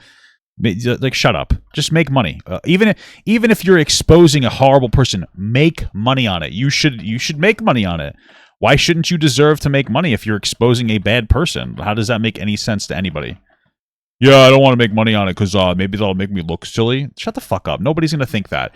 Every mature adult in the world will go like, oh yeah, like you did something. You're trying to do something. Like you deserve to have your shit monetized. What the fuck are you talking about? To get their memes sent to the moon, the rocket exploding, and them not offering refunds. First of all, people have shown proof of getting refunds even before the failed launch, just because it took longer than expected. Oh wait, he actually fucking refunded the fucking launch? I said it was just a business thing. It is what it is. Those people lost out. That's fucking crazy. Oh my god, everything is a lie. Everything that this guy says is a lie. DogPack is a terrible person. This is so funny. This is so funny. Second of all, have you thought about a second launch? And as usual, I don't just have to take Dustin's word for it. The news article, which you put in your proof document, literally states the following. However, failure would not mean the end for S Robotic, which is the company MrBeast paid to carry a copy of the hard drive filled with the memes. It's certainly going to have some impact on our relationships and our ability to secure additional missions in the future. S Robotic already has a contract to fly another robotic lunar lander mission for NASA later this year. And this conveniently went unmentioned in your video. 3 years later, the spaceship finally launched, carrying beautiful pictures of deceased loved ones to the moon, where they would be immortalized. Well, good thing it's just pictures of them.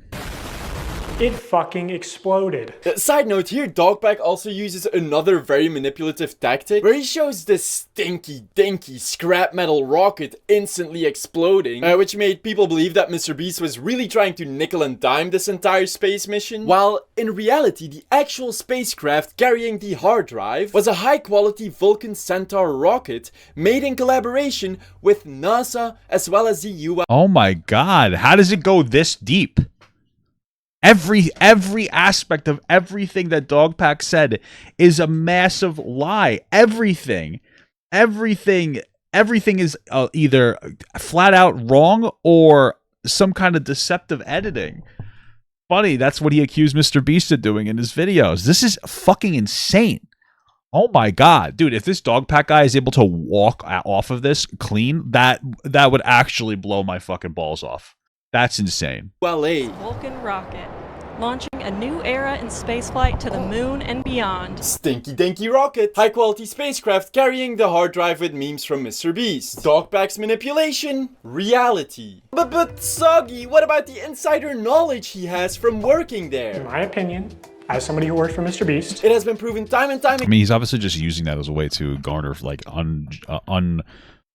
deserved credibility. Again, he only worked there for 20 work days. As a new employee in like a 250 to 300 employee company, you're not gonna get much credible insider knowledge in 20 days. But he also had anonymous text messages from ex-MrBeast employees. Well, see, I have two notes on that. One is that I feel like anonymous text messages can be used as tangible proof if either you have the receipts to back them up, or you as a person can be trusted to not have faked or manipulated them. Yeah, and this guy's zero trust to him, so there's no credibility he could leverage with this. I don't think we can trust Dawson on that one. And two, even if those messages are from legitimate ex-MrBeast employees, they're wrong.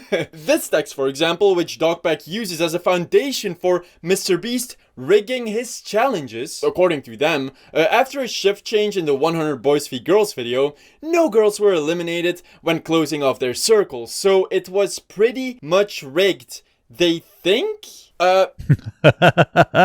Okay. Love the lack of confidence in their own claims, and the lack of confidence makes sense. Because if you simply watch the 100 Girls v Boys video, you can clearly see a girl got eliminated during that part of the challenge. And in this behind the scenes video, you can even see how many cameras they had to make sure the challenge wasn't rigged. So we could constantly monitor it. This is the kind of stuff we don't normally show. We had to have 6 or 7 people here monitoring every angle, because if they just touch the red line, they're out. He also used this video as a prime example of MrBeast never using random subscribers, even though multiple people who can be identified by their nameplate can be proven to be random, non-influencer contestants from outside of North Carolina.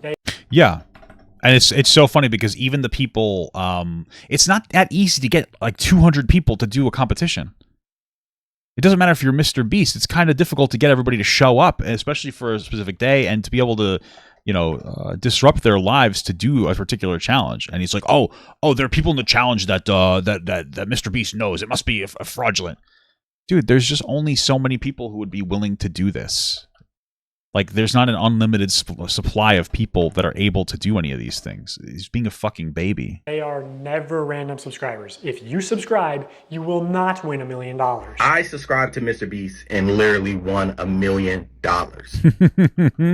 Oh, that contestant had to get out for her job? I guess you forgot she's your hiring manager. I actually recognize a lot of people in this video, including Jimmy's own girlfriend. Yeah, Dawson. Because they were filling in for contestants who had COVID at the time. You can see even if they didn't have COVID, I mean, that's an additional thing. It makes it even harder to collect people.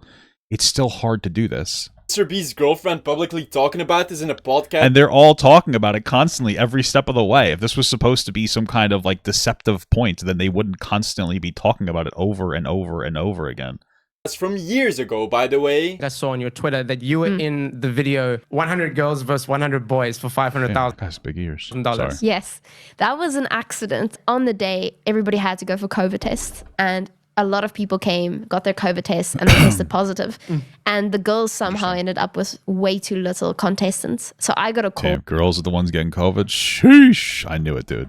Girls are stinky. Randomly from the studio, and they're like, we need a female. What, you wanted them to let contestants with COVID participate in the challenge? And in this podcast, she also says that the contestants were informed beforehand that even if they lost, they'd still receive the $5,000 prize money. Which was the plot twist. Even if you leave, you get to keep the $5,000, which makes it easier for people to leave the circle. Yeah. So the goal was, it was sort of a psychological Oh, that's kind of nice. test, really. The people know that if they left, that they would still win. Yes. Okay. Yeah, so that was the big plot twist, which I'm a huge fan of. So not only were you wrong on all accounts, this is probably the worst video you could have possibly... Yeah, that seems like a really nice guy to guarantee people would still get paid even if they left. What a bad guy MrBeast is. What the fuck? Tried building your case on that MrBeast challenges are rigged, and then your only other example of this accusation is the "in 10 minutes this room will explode" video. It's funny because like right now watching this, like I'm like, oh, you know, as things were going on, because I've known that there are things to criticize MrBeast for. You know, I was like, yeah, I'm not a huge fan of MrBeast. Like, I think he's kind of like not like he seems like not quite as good of a guy as I thought originally. But now I'm just starting to think that he's actually a pretty decent person. I imagine that the last half an hour of this video will most likely focus on MrBeast being a bad guy in some capacity, probably. But up until this point, you know, at this point, I mean, I'm wow. This not only is this a disproving of DogPack's narrative, but it actually makes MrBeast look good. Show one more example. This is a real-time video, meaning that time elapses the same in the video as it does in real life, and the timer is clearly added in post. Okay, this is just getting embarrassing at this point, but you sent me this picture, Dawson, to seem more credible by proving you were on the set of a video, and if you look real closely at the picture that you took, you'll notice that it's the set from the 10-minute video, where you can see that the timer was in fact not added in post. Wow, that's so funny. Holy fuck. Everything is a lie. This is insane. My God. So you could assume that producers might be off camera with remote switches to trigger the flow of water. Assume my ass. You didn't assume shit, you're breaking your NDA by spreading confidential info you knew from being on that set. And yes, I do give permission to anyone whose life got damaged by Dawson French to use my video against him in court. The producers might know how. This video, unironically, as silly as it sounds, might be used in court to ruin DogPack's life. Like, unironically, I think that's legitimately going to happen. I think MrBeast is going to get his lawyers together. They're going to use this video as evidence, and they are going to destroy and ruin DogPack's life. And I think that's so funny. That is so funny. He better hope that he could take all the money that he made off of his MrBeast crap and videos, like working with other people and collabs, and he better hope that he can afford anything. He better hope that he can afford a massive sign that says, "I'm so sorry, MrBeast," while he gets on his hands and knees and just starts gargling, because that's all he can really do. That's it. Oh my God. How long it takes for the water to clear out of the room, so they can sort of decide on the fly how many turns of the valve it takes, or just when to trigger the water in general to make the results close. No, they did it for safety, as to not force someone to exert extreme force trying to turn valves underwater in a room submerged in water. Just Yeah, that makes sense. And then if something goes wrong, they can automatically, you know, release the valves themselves from a safety perspective. like they replaced contestants who had COVID with employees because for safety reasons. A thing you so vehemently claim they lack at the company. Same with this video, where a safety team forced the MrBeast crew off of their raft in the 7 Days Stranded at Sea video for about an hour because of this dangerous lightning storm. Wait, what was it you said again? You can clearly see there's no one in the shelter. These are their empty beds. But you didn't spend the night soaked, Jimmy. You slept on the production yacht. Oh yeah. You lied about them allegedly sleeping on a luxurious production yacht. No, they were forced to stay on a rusty barge for about an hour for their own safety and went back on their raft as soon as a life-threatening lightning storm passed. And This is so funny. here is video proof from I keep saying it because I'm shocked. Everything that DogPack said was a fucking lie. This is insane. the rusty barge. I mean, it's impressive that this guy decided to come up with like everything that he sat down, wrote out all the claims, and he just started deeply investigating all of them. It's fucking wild. This is crazy. Wow, what a luxurious yacht. Now you can This is fucking crazy. still argue about the fact that they went off of the raft, but I'm looking for this guy. I'm looking to see if this guy has a fucking Patreon or something. Is that this here? Oh wait, this might be this here. Okay. I don't think it's faking a challenge when you're forced by your safety team to leave your raft once to get on a rusty barge for about an hour to sit out a life-threatening lightning storm to then get back on the raft as soon as possible. It's making sure people don't die. On one side, you're preaching Yeah, it makes sense. You want to do these challenges safely. That's why he has a team for that. Incredible. the MrBeast company isn't safe enough. I had to subscribe to this guy's Patreon. I had to do it. This is fucking insane. The amount of work that this guy put into this video is insane. It's just impressive. I would genuinely urge you guys to go and join this guy's Patreon for this video alone. Is an obnoxious, not in a bad way, an obnoxious amount of work that he put into. Like, unironically, this guy deserves, this guy's a class act. The amount of research he did is beyond impressive. It's fucking wild. This is like one of the most impressive videos I think I've ever seen as a content creator. It's legitimately impressive. Like, legitimately, give this guy your money. This is fucking wild. But then you use every single example of them actually implementing safety protocols against them as if they're doing it to rig challenges or not always use random subscribers. Do I really have to explain why they don't use complete strangers in challenges that include a man and a woman having to stay together in a small enclosed space for 100 days? That's a great point. What the fuck? Pick a side, Dawson. Do you want them to fucking die for a challenge? Or do you want them to be saved? That's why the 24 people in a circle for $1 million video didn't get published. Which Dawson insinuates was some elaborate scheme to force more people to buy shirts and then they'd run away with a profit. We're gonna have 24 people. We're gonna put them in 24 different circles. $1 million on the line, have some fun, you know what I'm saying? Also, this video never happened. There is no MrBeast video of 24 people in circles competing for $1 million. So like, did they just pocket the money or what? Well, again, it was because of peak COVID. And this time, this is so funny. Ala, the contestant who took part in that. Why would MrBeast not want to do this? He would make so much money off of that video. Why would he try to steal money from people? It makes no sense. 24 people in a circle for $1 million challenge? Explain what happened. I've heard that you were in the 24 people in a circle compete for $1 million challenge. Yep. Can you talk a bit about how you were invited to that challenge? What kind of happened? Why it was never published? MrBeast started that 24-hour live stream where he was signing t-shirts and giving stuff away for that challenge. So I threw that on. I'm like, look, we'll just put this on in the background. We'll watch it the whole time. And he's giving away tickets, and I just kept blowing up the comment section. I didn't even buy a shirt. I won one of the invitations through the comment section on YouTube. Oh, for free, as like a free participation, no purchase necessary, I guess. Yeah, during like the height of COVID and everything. It was actually in November. We quarantined for 2 weeks. It was a super nice hotel, like, 2 bedrooms. They'd bring meals to our room 3 times a day. It was good food, just wanting to keep everybody safe and make sure that we're doing protocols the best way that we could to engage in this video. We all COVID tested, did a giant circle. There was 24 of us, and right in the middle, there's $1 million.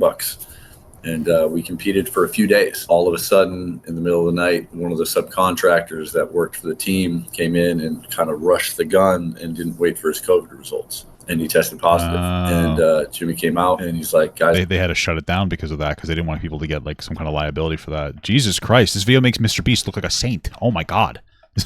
It makes him look like a saint. Everything makes him look like a saint. Oh my God, this is insane. What the fuck?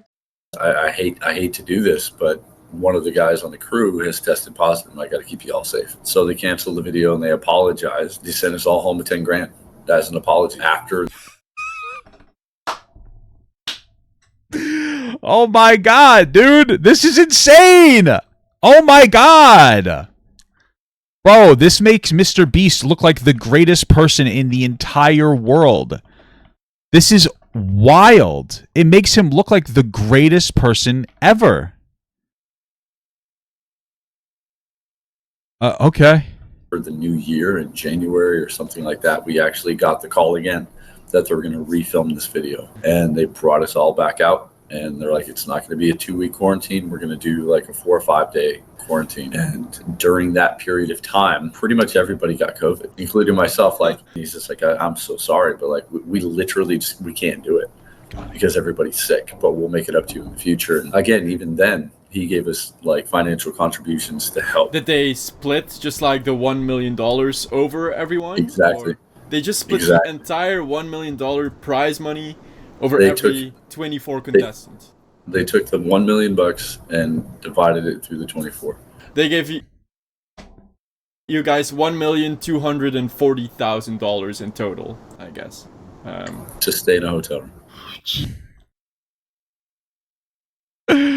Wow, this is insane, dude. This is fucking wild. Okay. Wow. Jesus Christ, you guys get the point that this guy is about as trustworthy as Richard Nixon during Watergate. And at this point he has broken his NDA, committed serious defamation time and time again, and in the process harmed not just MrBeast, but also several other innocent people, who clearly mean nothing more to him than collateral damage. I'm actually surprised people don't want this guy sued, but hey, I'm no lawyer, so I don't know what's illegal, so I called one, and what Dawson is doing is surely not legal. By now, the results of an investigation done into the MrBeast LLC by an external third-party law firm have been shared and completely aligns with all of the evidence I found. So if at this point you still choose to believe this guy, I kindly want to ask you to stop watching my video and continue putting crayons up your nose while drooling over DogPack's face. Hey! What, however, is legal is the second illegal lottery. But almost any clip you that one's legal too.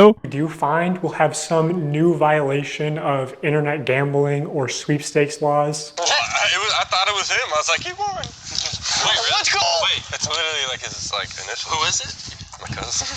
Wait, really? Actually, that's illegal. Actually, that's not illegal. Only immediate family can partake in your sweepstakes, and the cousin is not immediate family. It would have been illegal to exclude Chandler's cousin unless if specified in the rules of that specific giveaway. And your snippet isn't from those rules. It's from some lawyer's equivalent to Stack Overflow. So here's a clip. I mean, I could see why people would think it's like a little bit rigged, I guess, if his cousin won, but I feel like MrBeast is the kind of guy who would rather his cousin not win, right? Does that make more sense?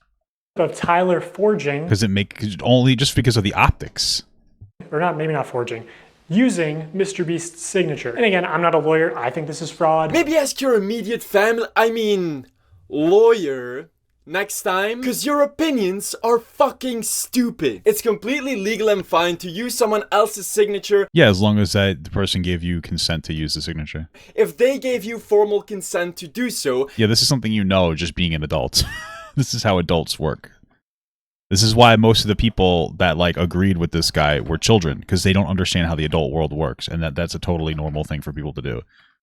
Do you think that I sign the checks that my wife writes for me? No.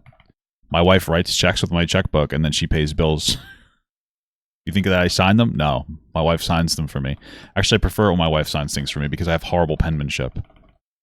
It's totally normal stuff to do. And it doesn't devalue the signature. Months later, MrBeast signed shirts again, but this time it was a 24-hour live stream with way more illegal lotteries. Nope. MrBeast had no purchase necessary in the description, and even though they did say things like, would you guys prefer that we throw money in random orders, or that we throw items in random orders? Yeah. Somebody screamed in chat, I want to switch. Hey, buy a shirt. If they ended up picking out of both free and paid entries for those giveaways behind the scenes, which there is no reason to believe they didn't, well, then that is legal in live streams. However, I do agree that it's very scummy and manipulative advertising in my opinion. Now, even though I have disproven most of these accusations, there's still a few that I have to investigate deeper. And since DogPack404 declined every interview offer, the only other place I could dig up the truth is in the belly of the beast. Oh man, North Carolina? Isn't that the boring part of the US? Oh well.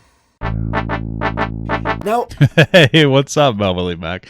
It's obviously is legal, but the audience is obviously hoping it's from Jimmy. I see the criticism. Yeah, that's totally fair. Looking at that and going like, hey, you know, I think it maybe people, especially young people, would have expected it was exactly Jimmy's signature. That's a totally fair criticism. The problem is that the proportionality of what the fuck we're looking at is insane, right? So like so far it seems like all three of these lotteries were perfectly legal, and DogPack intentionally misrepresented this to make it seem like it was legal. So I don't really care about like that part now. Right? Like if the original claim is like, yeah, I think this is kind of shitty. Okay, I would have been on it. But like since this is 0% shitty as a microphone. Here's how shitty it is for other people to sign as MrBeast, and here's all the allegations. This is where I'm at. Like I don't care about like the lesser things that are going on. And I feel like most people are going to feel that way. They're going to be like, "Oh, we don't really care about this." Because in the grand scheme of things, the allegations are that MrBeast is a pedophile defending, illegal lottery, child abusing through selling sugar, blah, blah, blah, blah, blah, laundry list piece of shit. And so, like, him having that happen, I just don't give a fuck. It's so meaningless to me, you know? By the way, how you doing, Willie Mac? On my 8-hour sleep-deprived flight, I had a lot of time to think and watch Minions, and there was one question that just kept bugging me. Why did DogPack commit such serious defamation and violate his NDA? Why risk your entire life just to spread lies about a YouTuber? So I went over everything I knew about DogPack to try and figure out his— It's a good question. I'm surprised he got away with it for so long. Motivation. I rewatched. If he was smart, he would have just made the first video, and he would have not. He wouldn't have continued, and he would have gotten away with it. But the guy's like so full of shit that he just had to keep going. Yeah, you're right. The scale is insane. The research is yeah, it is crazy. It's fucking insanely impressive. It's actually wild the amount of research that this guy did. It's insane. His first 2 job applications for MrBeast, which both got denied, and they seemed obsessive at best and pretentiously unprofessional at worst. I went over his personal Reddit account, that 5-head guy, which, for the geriatrics watching, 5-head is hip internet lingo for when a person says something very smart, so he's calling himself very smart, which is pretty pretentious and cringe. I was starting to see multiple patterns here. Hundreds of obsessive posts and comments on the MrBeast subreddit. New MrBeast interview just dropped. Feasible designs. Him being— He's got that sneako in him, dude. He'll never be able to get over it. He's just upset that MrBeast fired him. Pretentious, saying he would do shorts better than the current shorts team at MrBeast. Oh my god. Bro, you know what's funny? Maybe this DogPack guy could have been the best employee from the perspective of effectiveness. He might have been the best employee, the most effective employee. He could have possibly, and I'm not saying he did, he could have possibly done everything better than every other person. But if you are unable to be worked with, take any criticism, and you're obnoxious, you are instantly fired. All right, people who are, 70% as effective as you are at a job, but they can listen, take instructions, will always be valued over you, even if you're the most effective, because you're annoying, you're a problem starter, and when shit hits the fan, you're going to be the first one to cry like a bitch, and that's why he was fired. It doesn't matter how effective you are. At the end of the day, you need to know how to play ball sometimes. That's just what it comes down to. It is a skill to learn how to play ball. Hence, whenever people criticized his video IDs. Another third 15-minute long obsessive MrBeast job application where he goes into depth on viewer psychology, showcasing how aware he is of how every small piece of a video can be used to manipulate the viewer in one way or another. It now made sense why Dawson used the exact same content cop outfit as iDubbbz, or why he kept repeating his videos weren't monetized. Yeah, because he wanted to appear like a morally virtuous person, but he was desperately trying to be a content creator and couldn't be one. Or how he was able to frame and manipulate every lie as if it were the truth. It really all was viewer manipulation? This entire Reddit account just seems like the online embodiment of an unhealthy Also, it doesn't even matter what's in the Reddit account. If you use Reddit unironically, you're gay and you're cringe and you're a loser. So, I gotta stop calling things gay, but all right, that's the real criticism here. All right, he was guilty. He was guilty from the first acknowledgement that he has a Reddit. That's the reality of the situation. MrBeast obsession. So then I went over his erratic DMs to me where he threatened to slander me with nothing but false claims. Luckily, when he did that, I still had bulletproof receipts, so Dawson had no choice but to back down. Nonetheless, this once again proved to me how DogPack accused I guess Nick A30 would have been disappointed. And tries silencing people without any fact-checking and completely tries warping the truth to push his personal agenda. So, was he really just doing all this because his ego couldn't accept the fact that he got fired from his dream job after only 3 weeks at... Yeah, that's probably exactly what it was. A YouTuber he was obsessed with? Maybe I'm gonna get some more answers at the MrBeast company, but for now, I'll just rewatch Minions for a third time. Okay. Jesus Christ. This is so comprehensive. I'm going to take a quick... Hold on. Sorry, I PP'd. It's over. Hi, Dustin Harris. You are the, rogue employee. And I first of all wanted to ask you... What did it say? Oh, Jack Whittlesford. Okay.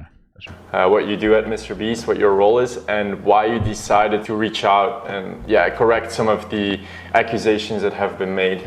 I worked for Jimmy almost 6 years, going on 6 years. I've been a writer, director. Interesting. He works for MrBeast still. So like this is because MrBeast is looking to indirectly respond to the criticism. That's why MrBeast is going to be cooperative to this person. It's actually like a pretty smart tactic from a business perspective to not directly attach yourself to it, but still like have people go and attach themselves to it, for themselves to do it. You understand what I'm saying? Fucking Jesus. Sorry, I can't speak today. Producer, production coordinator, an assistant, an executive assistant, head of production, head of creative, head of construction, you name it. I've done everything that I can do in this company, and not just to see people slander. He said it. He said CP. Pull. I knew MrBeast was guilty. This is the proof that DogPack needed, dude. This is it. Oh! Work that you've done, but to know that it's lies and misinformation will make anybody speak up, to be honest. Hi, Emily. You worked at MrBeast. Can you tell me how long you've been working there? I've been working there for shortly over a year as of 4 days ago. I'm the ideation strategist right now, ideation generator, coordinator. I can't believe they hired a woman. Am I right, guys? MrBeast went woke. Thinking a woman could do the same job as a guy. Asmongold, you need to stop this, dude. You got to call this out. This is insane, bro. I'm just being stupid. So that's my official title. If I remember correctly, that is also where Dawson worked, or for the internet, DogPack404 worked. Yeah. So he worked closely together with you. Yeah. It was me and him in the department for about 2 weeks. It was just the two of us, and Hoodie was overseeing us. Everybody calls me Hoodie because all I did back in the day 8 years ago was run my own YouTube channel.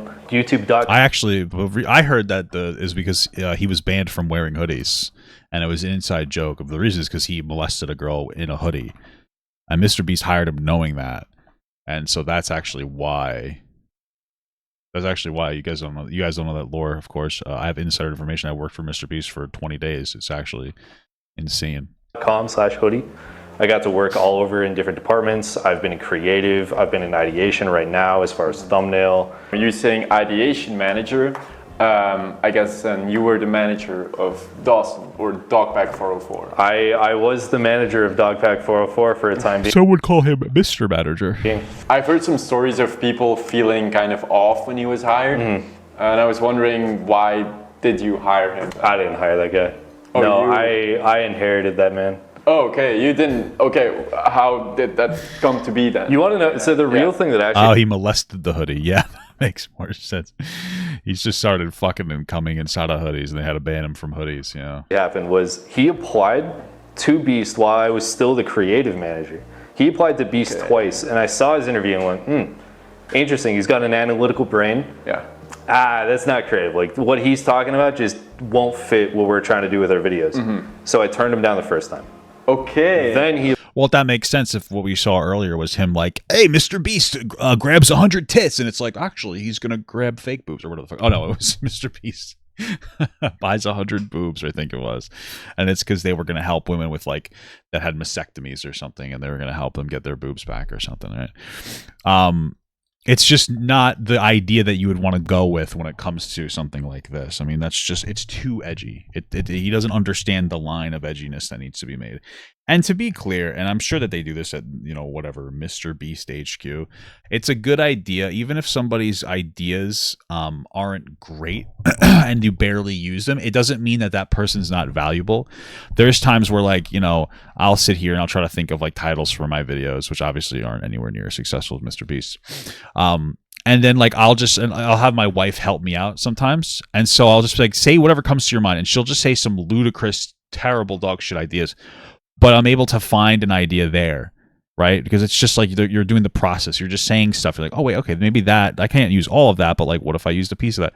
So there's a place for that. It's something that should be understood and, like, appreciated. But if most of your ideas are just, like, super edginess, like, you're not really contributing at this point. You're just making, like, toilet jokes, right? You know? You're just making toilet jokes. Yeah, MrBeast kills 1,000 children. That would be a video about MrBeast helping girls cross state lines to get abortions. Isn't that incredible? Isn't that incredible? He applies a second time a couple months later. To ideation, I guess. Still the creative. Oh, okay. And I'm like, nah, this guy's still, like, he's got, like, an interesting mind, but I don't know. I think he'd probably fit somewhere else in, like, a different department or a different channel. Who knows? He's clearly smart, but nah, I'm good. Yeah. I don't know what happened. A void opened up, something random happened. He spawned in on the channel, just randomly in ideation. I got summoned into a room and got told by our leaders, they're like, hey, there's a gap in ideation and thumbnail. I need somebody to go in there and help. Can you be that guy? And I was like, yeah, sure, I'll go in. Okay. And I went in, and that's the first time I met Dawson. Dawson sent me a screenshot of messages he had between you and him. Can you just verify that these are real? These are... Yes, those messages are between me and Dawson. Okay, okay. Can you tell me a bit about your relationship with Dawson during both of you guys working there? Yeah, did you guys kiss? Was there... That was really... Sorry. That was really strange. Who did that? Something that felt off. Yeah. Yeah, so, I mean, me and Dawson were cordial. Like, I tried to keep it professional. I think he tried his best to keep it professional, but... But he was just, like, really immature? Yeah. I will say it was a little uncomfortable with just me and him in the office. He seemed pretty disinterested in making genuine connections with people at the company. He gave weird vibes for sure. Yeah. And it's so funny because if we didn't have the first hour of this video, this part of this video would be, like, really weird. It's like, oh, that sounds like they're talking shit on him. But with all the other context that we have, it's like, oh yeah, this is totally valid. DogPack is a fucking weirdo, and it's totally valid. I felt, like, very uncomfortable working in the office with him. He didn't seem to work too well with others. Okay. It seemed like he had no respect for Hoodie. He didn't take any of Hoodie's advice. It seemed like he didn't think he knew what Hoodie was doing. But yeah. Okay, so he's the employee that works there for, like, 2 seconds and thinks that he knows better than his manager. Yeah, okay. That makes perfect sense to me. Dawson. I know, I've met these people before. Like, yes, they're fucking obnoxious. They're incredibly stupid. And you know what? Sometimes maybe you do know better than like your boss. It's happened before. Like I've been there, like as being in my company for many years. But you know, a lot of times you don't understand like the insides and outs of like an actual company and like the way that they operate. So you're not going to actually know what you're talking about. Even if you do, you just roll with the punches. Like I said before, you got to learn to roll with the punches. And then if you move up, maybe you can make changes. But like you can't come in out of 20 days working there and go like, oh, I know what we need to do to fix the entire world. It's like, okay. Definitely did not like Hoodie. Did not like Hoodie, did not show him any respect, even though he was his superior and he was trying to train him into being a better ideation strategist. So there was a leaked document. Imagine she just throws out a dog pack rape allegation. Bro, I honestly thought for a second looking at this that one of them was going to be like, yeah, he was just like really creepy and he would like hit on me or something. I honestly thought that was what was going to happen. I thought that's where this was going to go, and it was going to get fucking unhinged and go into like, it was just going to go crazy. I was kind of ready for it. As terrible as it is, as toxic as it is to just like the mentality of people, it would have been so funny and I would have been here for it.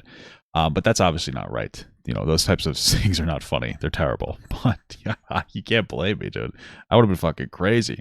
About like work culture. And there was a line in there, no, it doesn't mean no, and it has a pretty negative connotation. And I was wondering, because you know, you as a woman working at Beast, what was your reaction when reading that no, it doesn't mean no thing? And so I actually wrote that part. Like, that's why it's funny. Yeah, because I actually wrote this thing with Jimmy doing this. The whole reason why this thing exists in the first place is because what the fuck?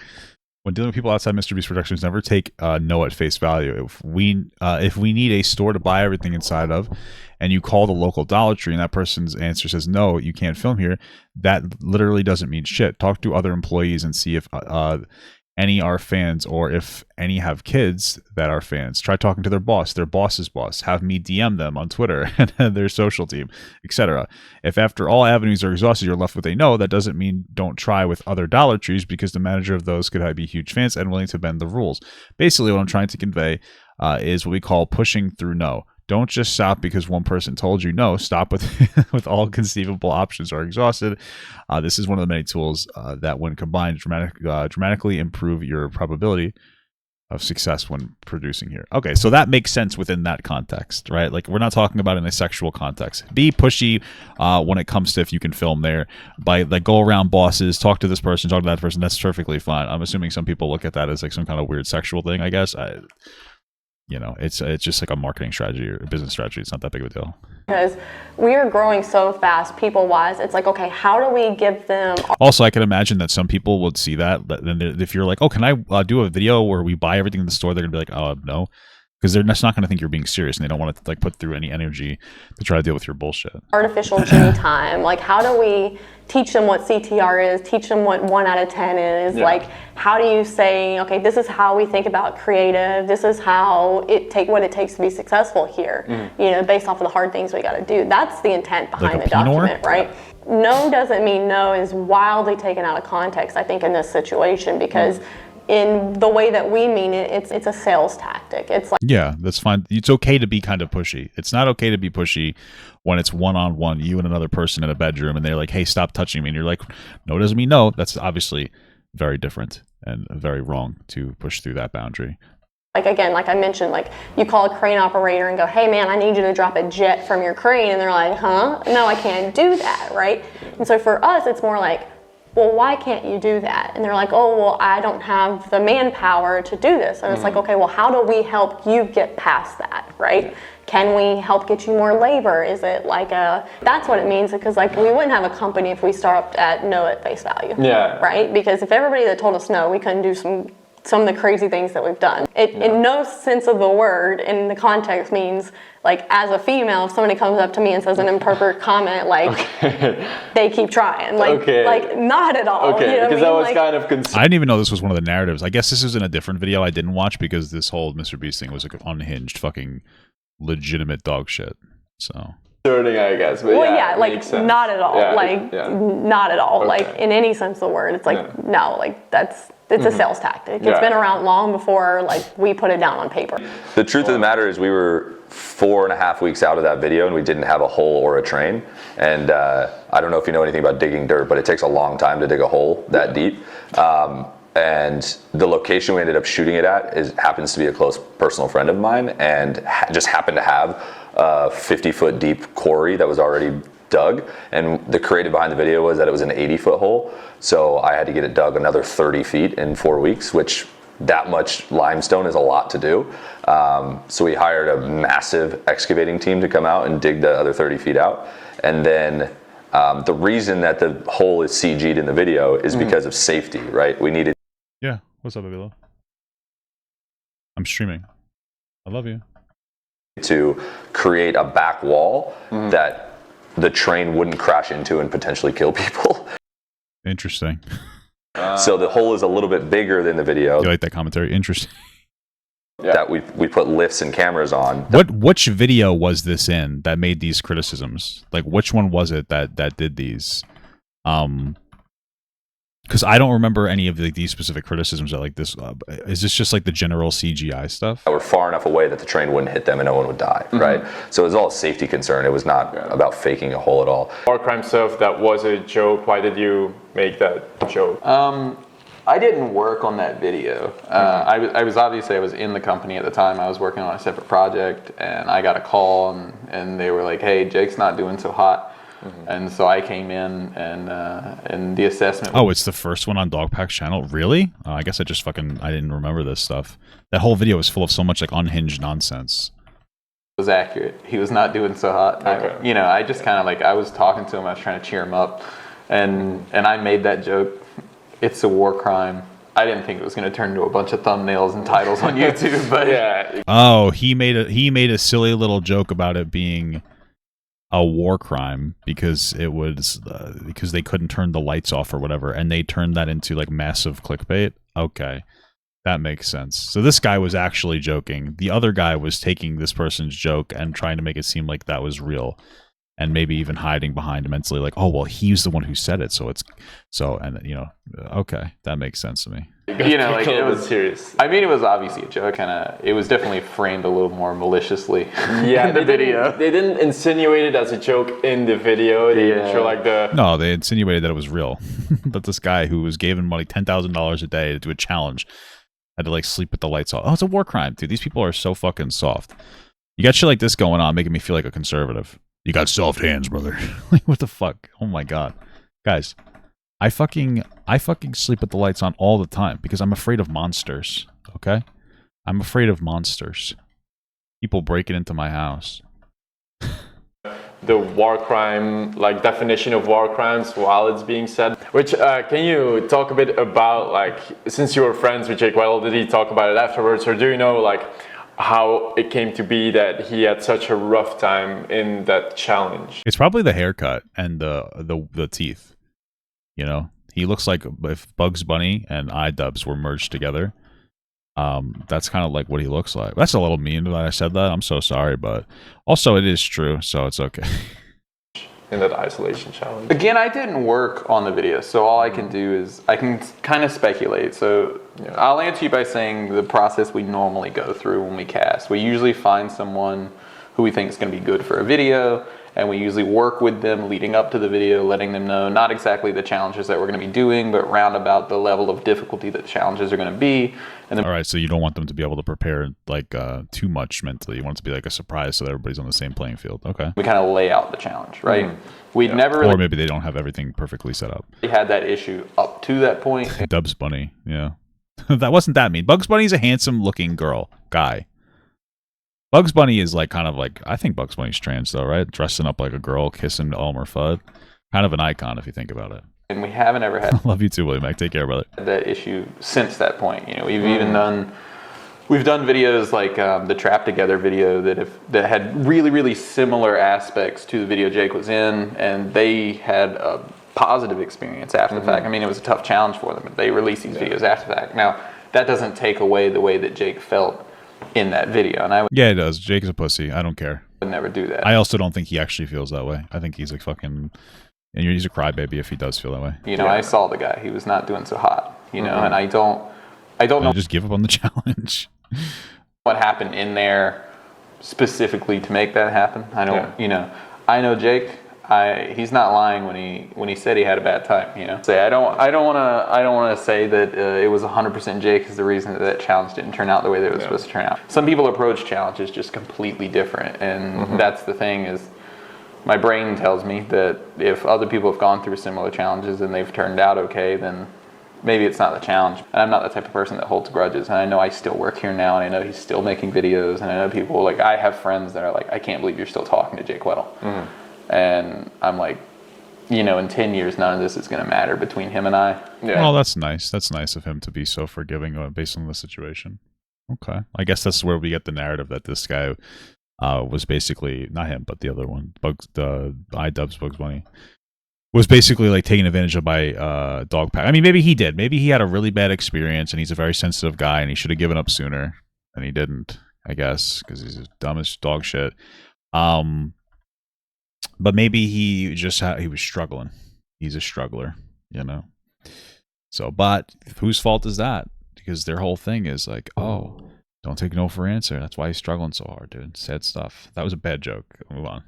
Okay. I'm sure we'll have a beer together because it's in the grand scheme of things. My friendship with him is more important than anything anybody's going to say online. When he spoke out, I know what he ran into as well. I know he ran into people that sent him hate. I know he ran into people that were sending him death threats. I know that he got the death threats are bad. The hate probably deserved. Doxed. I know his phone number got leaked. Damn. And in that scenario, you know, as messed up as it sounds, like he couldn't really turn to any of his friends at Beast because he'd kind of just, you know, it would be kind of a conflict. Kind of just upset everyone at Beast. Yeah. So, I mean, like, yeah, I mean that makes perfect sense. Who does he have to turn to? He has to turn towards Rosanna and DogPack and all the people that are making these videos about us. I mean, this is like a very emotionally charitable video. I mean, that all makes perfect sense. You know, who can he really turn to? The people at MrBeast feel betrayed. All he has left are like these fucking psychopaths. So maybe he's a little more innocent, or at least like a useful idiot. But Rosanna, she's a scumbag. Okay, she's right up there being a fucking dirty little fuck. So I mean, I think he found a family and he found a home. I don't fault the guy for sticking with that little group of people making videos. Like, it just makes sense. So something I also want to ask you about is about Lokoya Hill. And there was some mismanagement from him towards his assistant. There are some allegations out there, but nothing concrete so far. And can you tell me a bit about what really went on with Lokoya Hill? Yeah, so like just to kind of give you background on like when someone reports something to HR, which would have been me at the time because it was years ago.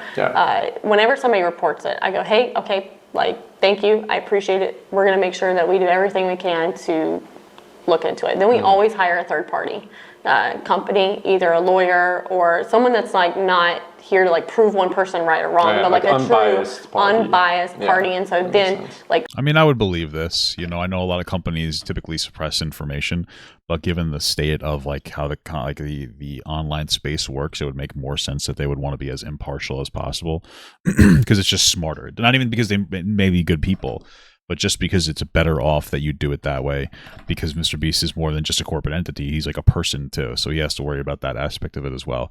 Whereas a business can typically get away with shady shit because it's like, oh, well, that's the business, you know?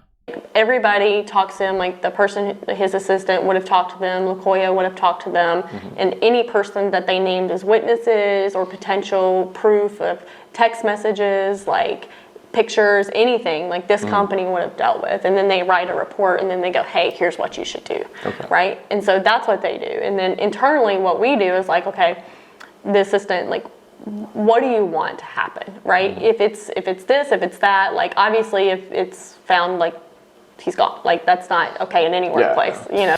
Thank you for the 11-month small gut from Mixed Scoops. Hi, Papa. Hi, chat. It's been a bit. Hey, what's going on, brother? How you doing? If it's like confirmed that there is something, like of course, like we're not going to hang on to that, right? And so, and he was like, yeah, I don't necessarily want him to be fired, but like I don't want to be around him. I don't want to see him. Like it's just really uncomfortable for me, you know. So we're like, okay, great. So like I actually worked with him to come up with a list of like jobs that he wanted, because again, if the person who he's assisting is not here, like it's like, okay, well now what's your job? Like, so it was like we came up with everything he was interested in, like what he wanted to do and stuff like that, and move him into a different role. And we said, hey, you won't have to see LaKoya again. We're gonna like move him completely out.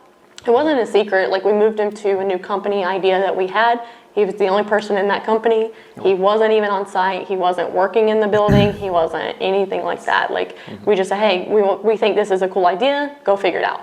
And so he went on his own. I mean, it makes sense to have that type of a culture there, where the person that may have, any person, we're just speaking like more fundamentally, that may have done a wrong thing doesn't necessarily get fired, because it could be a legitimate issue for somebody to be like, I want to report this person, but I don't want to feel guilty and like cause them to lose their job. So you know what? I just won't report them. I could absolutely see that happening. So that's actually not necessarily, I mean, it depends on what they do. If they do something egregious, obviously you have to fire them. But in general, this is a pretty decent idea. I just think this is a pretty decent idea on how to deal with it. So to go figure that out. And did DogPack dox this girl? That's insane. And then the assistant worked with us for a long time, and then when he wasn't here anymore, I think it was like almost a year after the assistant like had chosen to do whatever he wanted to do. Then we were like, okay, we'll bring LaKoya back to help, because at this point there's no conflict anymore. So that's really what it was. Like it was no, oh, we're gonna go hide LaKoya over here, and like, I mean, even now LaKoya doesn't work for us anymore. Most of the time he was there was consumed in trying to get an Apple Vision Pro. Any weird story? That's what he did most of the time, just tried to get a fucking Apple Vision Pro. I mean, I guess that's an interesting tactic, to work for somebody and then desperately beg them for it. Circulating or whatever of something Dawson did at the company, or... I heard that he told the chef that his food was trash. I heard that story too, yeah. And then he like denied it in a video afterwards, and I talked about that, but... I'm not sure how much truth there is to that, but I mean, maybe we could call him and see like, hey, this is Emily from Ideation. Hey Emily, how are you? Good, how are you doing? I'm doing alright, Wait, hold on a second. Who are they calling? Truth there is to that, but I mean, maybe we could call him and see like... Wait. I'm so confused. Are they calling DogPack? Soggy rode his high horse of investigation integrity and then took Chucky's word as fact. I at least have the integrity to call allegations. I never talked about Chucky. MrBeast has security cameras all over Studio C. If they can find footage of me insulting the prep chef's cooking, I'll donate $1,000 to charity of their choice. If MrBeast made the claim... Wait, hold on. Oh, they're calling the chef. Okay. I thought they were fucking calling DogPack. All right. I was like, God damn, that'd be crazy. Gotcha. Okay. I did in a video afterwards, and I talked about that, but... I'm not sure how much truth there is to that, but I mean, maybe we could call him and see like, hey, this is Emily from Ideation. Hey Emily, how are you? Good, how are you doing? Oh, they're calling iShowSpeed. Thank you so much. I appreciate that. I'm doing alright. Cool. Well, I'm here with Soggy. I wanted to... You know this guy's a good chef. You know he's a good chef. He sounds a little gay. to ask you, I have a question to ask you about Dawson, but I want to make sure you're comfortable being recorded first. Yeah, absolutely. Okay, cool. So I heard a rumor circulating that Dawson told you that your food was trash. Can you tell us a little bit about that? Yeah, I mean, it was the first time I actually met him.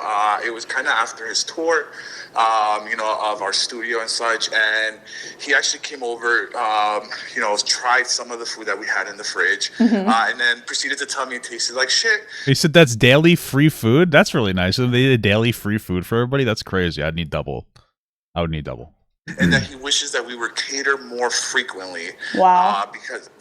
Which is fairly interesting, because I'm not sure if I had introduced myself. Bro, wait, hold on. Did I read that correctly? I mean, it tasted like shit, and tried some of the food. Daily free food for employees. Okay, let me get this straight. This guy, they were giving out daily free food to the employees, and he would suggest catering more often. So they hired a chef, which is already insane to me. Which, I mean, I guess, I don't know. It says a lot. That's a big commitment to say, give your employees free food. Maybe it was more than just employees. I don't know. Whatever. That's a nice commitment, though.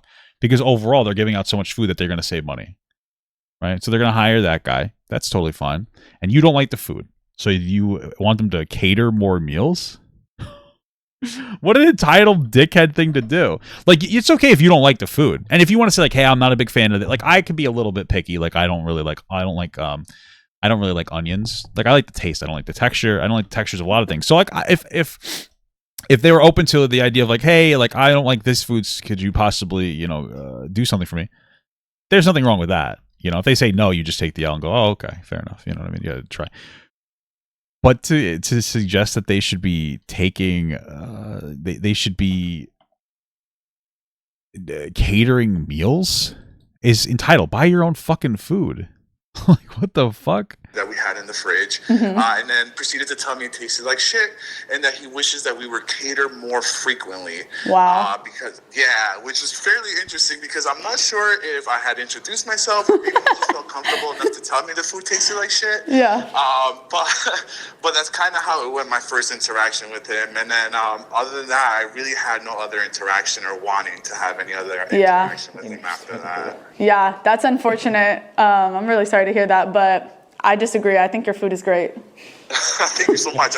Recently, there was this video that started getting... I'm just guessing. I'm failing. Some traction. One of the clinics where some of the eye surgeries were happening and helping 1,000 people see for the first time.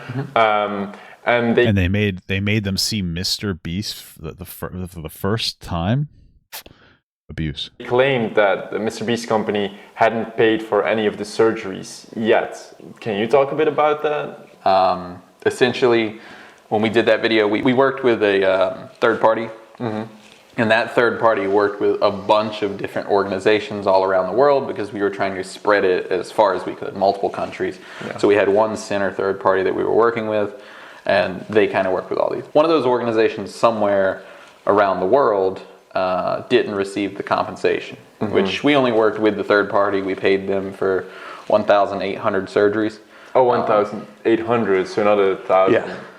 We kept going after 1,000. We just worked with them. And we did more than 1,000, but the title of 1,000 sounds a lot better. So we just says 1,000, and it looks good. Yeah. I guess it sounds better than 1,800. Interesting. We worked with that third party, and that third party, I don't know what communication error happened between them and the other organization, but some way or another, that organization ended up not being funded properly. Okay. And then when it came across our desk that the missing loop happened, we just went around the third party we originally worked with to compensate them. Yeah. And they've that makes perfect sense. Put out a video since talking about it. We're doing a video where we're trying to help people. I mean, it makes sense. Again, I would imagine MrBeast, like, again, you don't even have to think he's a good person. Just from an optics perspective, he's totally going to make these things right just because it looks better to him. And considering he's willing to throw money at people who cry, bitch, and moan, like, I doubt that he cares that much about a few $1,000s here and there. Walking. Yeah, I know about that. Yeah. Actively, partners have pulled out because of these videos. There are people who will not walk or will have to delay in them walking because of the videos that DogPack made. That was unironically, like, I was getting pitched ideas like Jimmy trying every drug in existence. That was also like a serious idea that he had. Yeah, I joke. It again goes back to like the no, I'm joking. Because if I pitch you an idea of like Jimmy tries every drug and you're like, that's sick, I'm like, yeah, that's sick. Yeah, but if I would go like, that's kind of weird. I'd be like, whoa, it's a joke. Whoa, you're taking that weird. I wonder how prevalent like these dumbass ideas were for this to happen like this. You know what I mean? Like how often, like, if you only worked there for 20 days, like how annoying was he? Just like he had to be. It couldn't have just been that, because if it was just that, obviously they wouldn't have fired him. I would imagine, because it's like, okay, like, you're being annoying, but it's whatever. It had to be a ton of shit.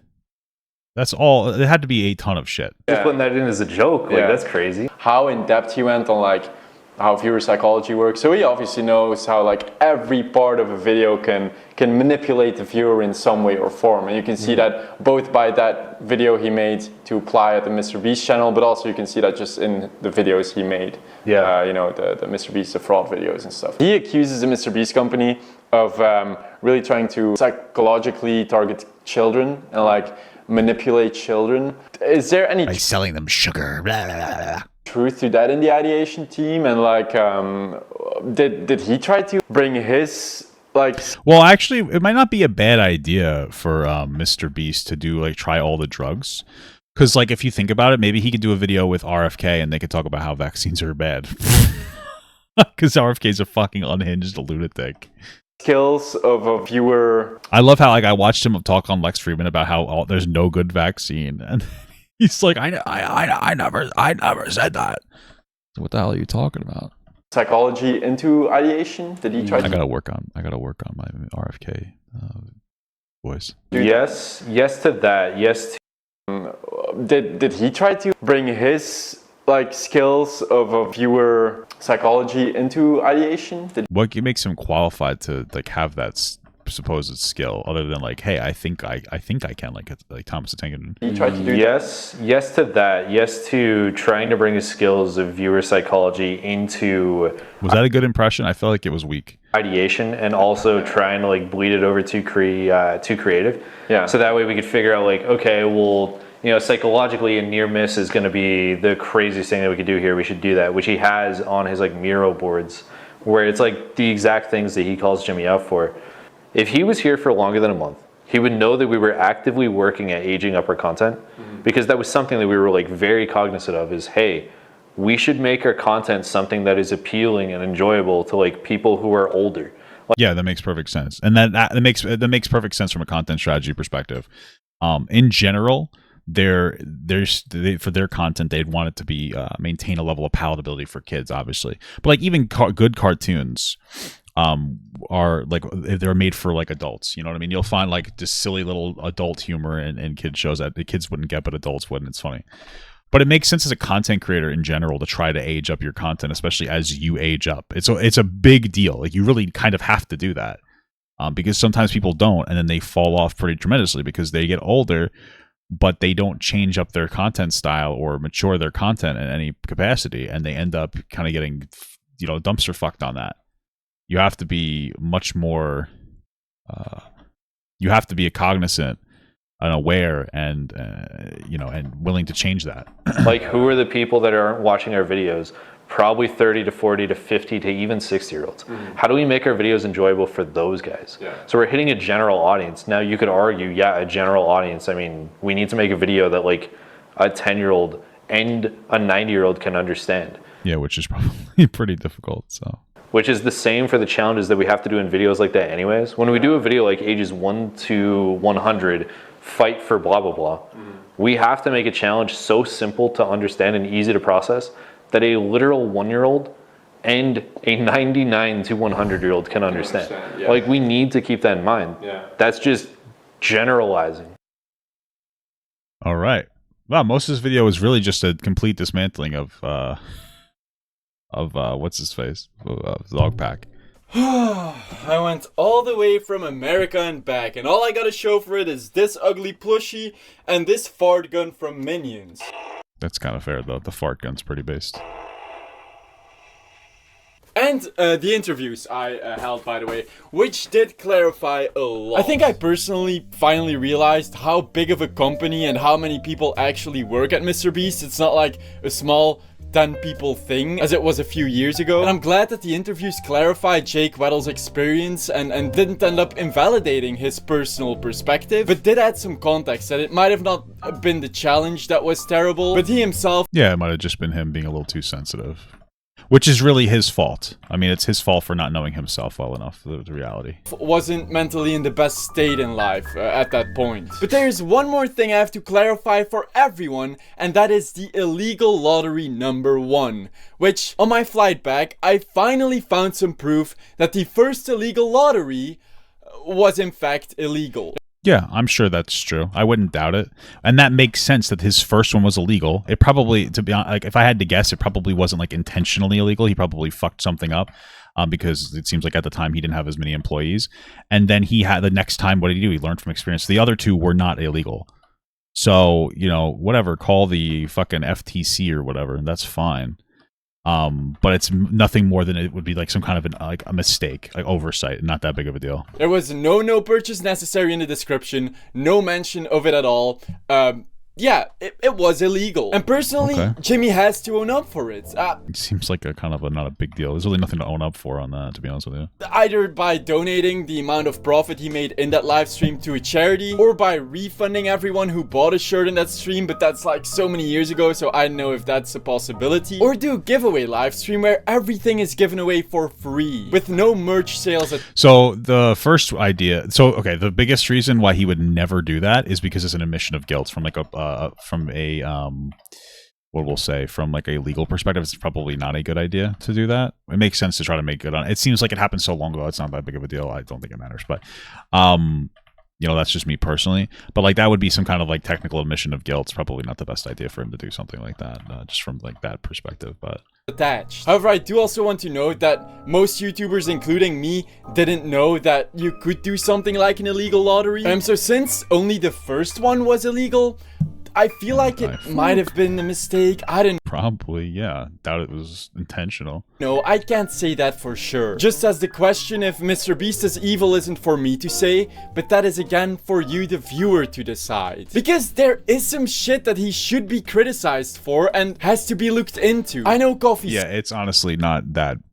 Like the stuff that he's criticized for, it just doesn't really seem to be that much. Dilla is doing an investigation into his crypto stuff, and once that releases, I hope that clarifies some things. Because those are some serious allegations. And that wasn't of like stupid adolescent Jimmy, 19 years old, and hiring someone without doing background checks. That was like 3 years ago, way more recent, that he should be held accountable for if he did commit crimes with crypto. So yeah, go check CoffeeZilla's video on that once it releases. I couldn't really investigate the crypto stuff because I don't know shit about crypto, and I didn't want to be hypocritical like DogPack and talk about shit I don't know anything about. Because that's basically what Dawson has been doing for the past few months. I feel like Jimmy has to become way more transparent because that is how he got in all this trouble in the first place. They really have to start a MrBeast behind the scenes channel to upload behind the scenes footage there, and stop with the deceptive shit. When you do a sponsor read, don't make the yellow bar go real fast at the start to make the viewer believe that, you know, oh, this advertisement isn't gonna take long, I won't skip over it. But then at the end of it, make the visual timer suddenly run way slower. That's not just deceptive. I don't care about that. That's just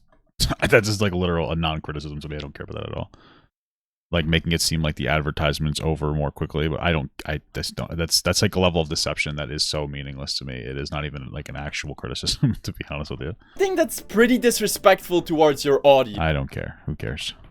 And I know that there are still questions that you guys probably have with stuff that I just couldn't address because there is so much, but I can forward you to some other people who have talked about stuff that I might have forgotten in this video. You know, if you want to know some more about Beast Games and the Beast Games lawsuit, definitely check out Stucky's channel. He did a great deep dive on that, and I made many other videos on the whole DogPack MrBeast situation. And again, once CoffeeZilla's investigation on the crypto stuff is out there, I highly recommend you to go watch that, because that'll clarify a lot of stuff that I don't know anything about. Because I trust those investigative creators 10,000 times more than I do Dawson. Instead of having fucking Dawson's killing me. Competent people investigate serious accusations, he's just been throwing baseless shit at the wall and hoping some stuff sticks with the audience. He is incompetent, petty, a liar, deceptive, and after all this, I just know that he is a disgruntled employee. I've been investigating this for like the past 3 months, and I really hope that I was able to answer some questions you guys had before watching this video. Also, Jimmy, stop the collabs with Logan Paul. If you want to see some more of my interviews or some extra additional context that I have but wasn't able to put in this video, let me know in the comments below. I might talk about it on my socials, so make sure to check those out in the description, as well as maybe post some stuff on my second channel, so make sure to check that out as well. Thank you everyone for watching. Thanks for joining my cereal bowl so I can absorb all of your fibers and nutrients. And I hope that the MrBeast drama is finally over now, because at this point, I'm sick and tired of it. All right. Well, that video, there's really nothing else to say, but other than that video is absolutely excellent. It feels really good. It's very... Andrew Tate is a grift. Shut the fuck up! Sorry. Sorry about that.